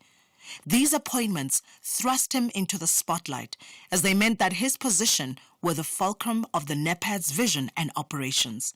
In many ways, they were the realization of his early dream while incarcerated in Robben Island, that of being the chief economist for the OAU. From the outset, he had to develop protocols for the running of the HSGIC, the steering committee, and the secretariat. He had to ensure that roles were clearly defined and that each layer operated in terms of its mandate and was in harmony with the operations and functions of others. He had to learn to work with President Obasanjo as chair of the HSGIC and with his deputy presidents. All these functions were in addition to his standing interactions with President Mbeki, whom he represented as his principal. The overall principles and beliefs that underpinned the MAP remained unchanged. The first of the 8 critical principles centered on good governance, while the second highlighted the necessity for peace and security for sustainable political and socio-economic progress. The third emphasis was on African ownership and leadership, with the broad participation of all sectors of society. Fourth, the NEPAD also committed to coordinating the development of the continent's resources. Fifth, emphasis was on partnerships between and among African peoples, and the sixth principle emphasized the acceleration of regional and continental integration. The seventh principle was a commitment to boost the competitiveness of all African countries and to build new partnerships to alter the historical relationship of the African continent with the developed world. The eighth principle was the alignment of the NEPAD initiatives with the Millennium Development Goals that had been ushered in by the United Nations in 2000. Steering the NEPAD from 2001 to 2002. The steering committee was now composed of representatives of 15 countries as opposed to only 5 in the past. Leading this bigger and more diverse group was an even greater test. Wiseman had to be conscious that the countries were at different stages of development and had differing relations with the industrialized countries. There was a delicate balance to be maintained between the interests and concerns of the northern countries and those on the African continent, especially regarding asserting African ownership and leadership. Establishing the Secretariat was also a major assignment. This was a completely new organization.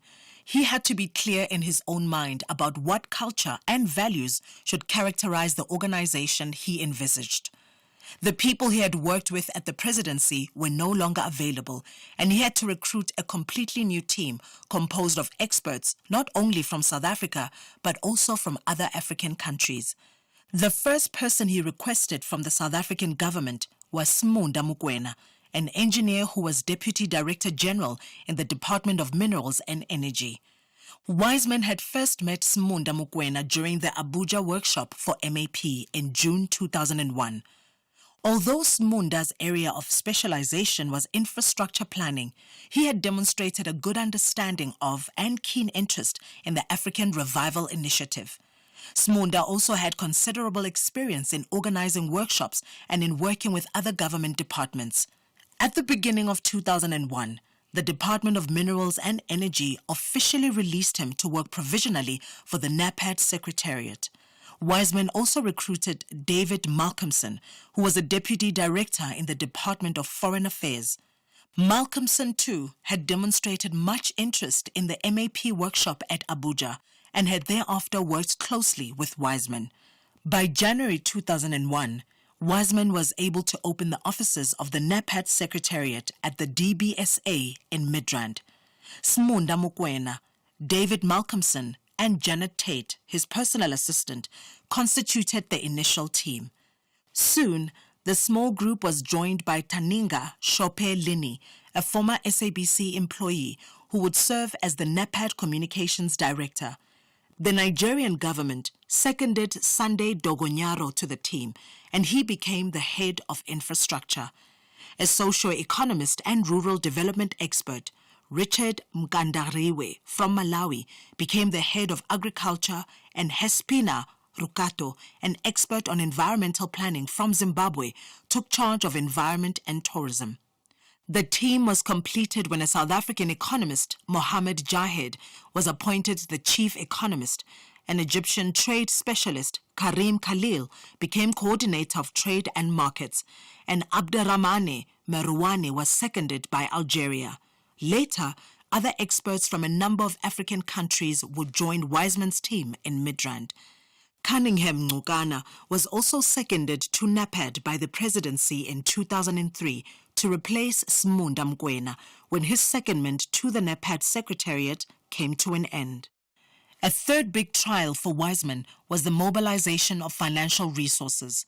In this initial stage, NAPAD activities were funded primarily by voluntary contributions by participating African countries.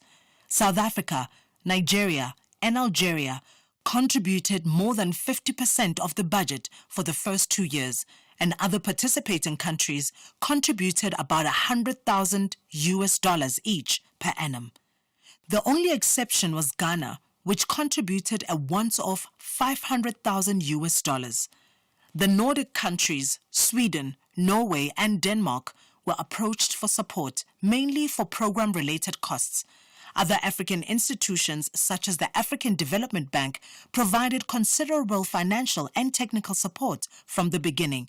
And whenever the NAPAD Secretariat experienced financial constraints, the South African government was ready to bridge the gap.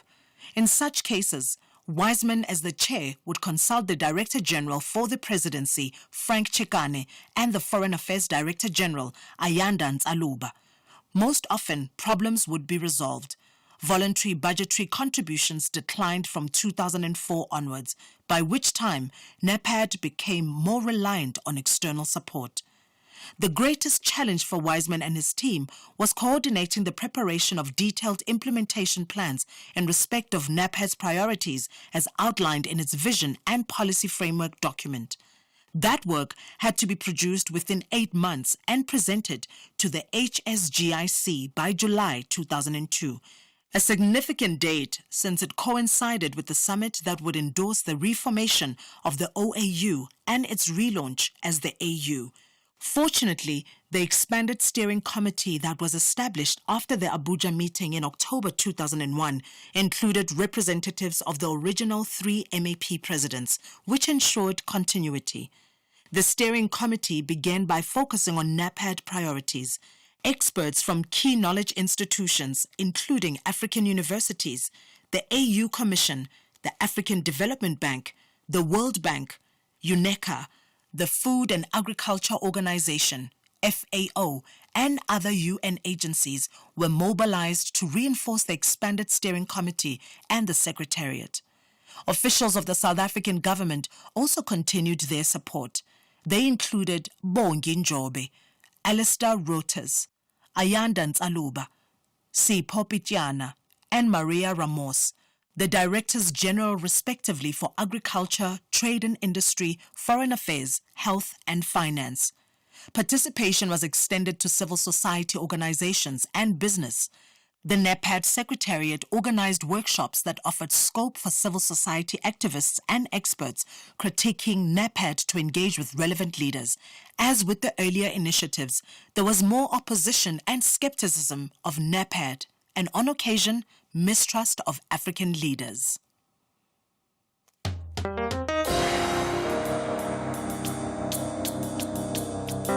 That was another episode of A Life of Purpose, second edition, written by Luvuyo Wochela and Lumkile Wiseman Kuhlu. The book is available online on www.kmmr.co.za, KMMR Publishers, and in all leading bookstores countrywide. It is broadcast on SAFM at 11:45 Monday to Thursday on The Talking Point. It is produced for the station by Vovi Patala, read by Lerato Velase, technical production Wiseman Manqele and Nanda Khoza.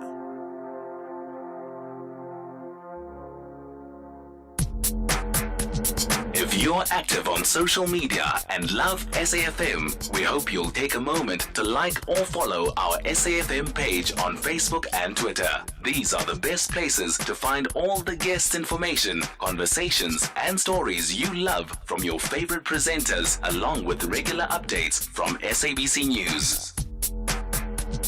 And don't forget, you can send your questions to feedback@safm.co.za. SAFM, leading the conversation. Stay tuned to SAFM, coming up.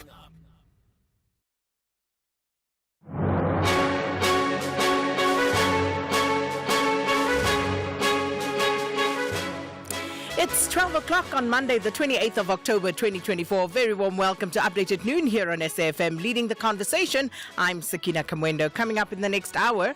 Toxicology has proven that the actual cause of death is organophosphate and not carbamate, as it might have been initially thought. A chemical called organophosphate is said to organophosphate is said to have caused the death of the children. We are not supposed to be treating offenders differently. There are rules. We have standard operating procedures. We also follow the Correctional Services Act. And alleged corrupt correctional services officers are believed to be handing out unauthorized private hospital passes to wealthy prisoners in KwaZulu-Natal. Coming up in sport. It's Ronwen Williams night, or is it? It's the Oscars of football tonight, and I have my soundbite for no particular reason, and there's a long list. Can't wait. John Cherica with those details in the second half of the show. Please share your views with us. 41391 is our SMS line number. It's charged at 150 per SMS. You can also write to us via X at SABC News_radio, or send us a WhatsApp voice note on 0826923909. Well, these and more stories coming up on this Monday edition of Updated Noon. First, though, is the latest news with Modupi Mohlahlana.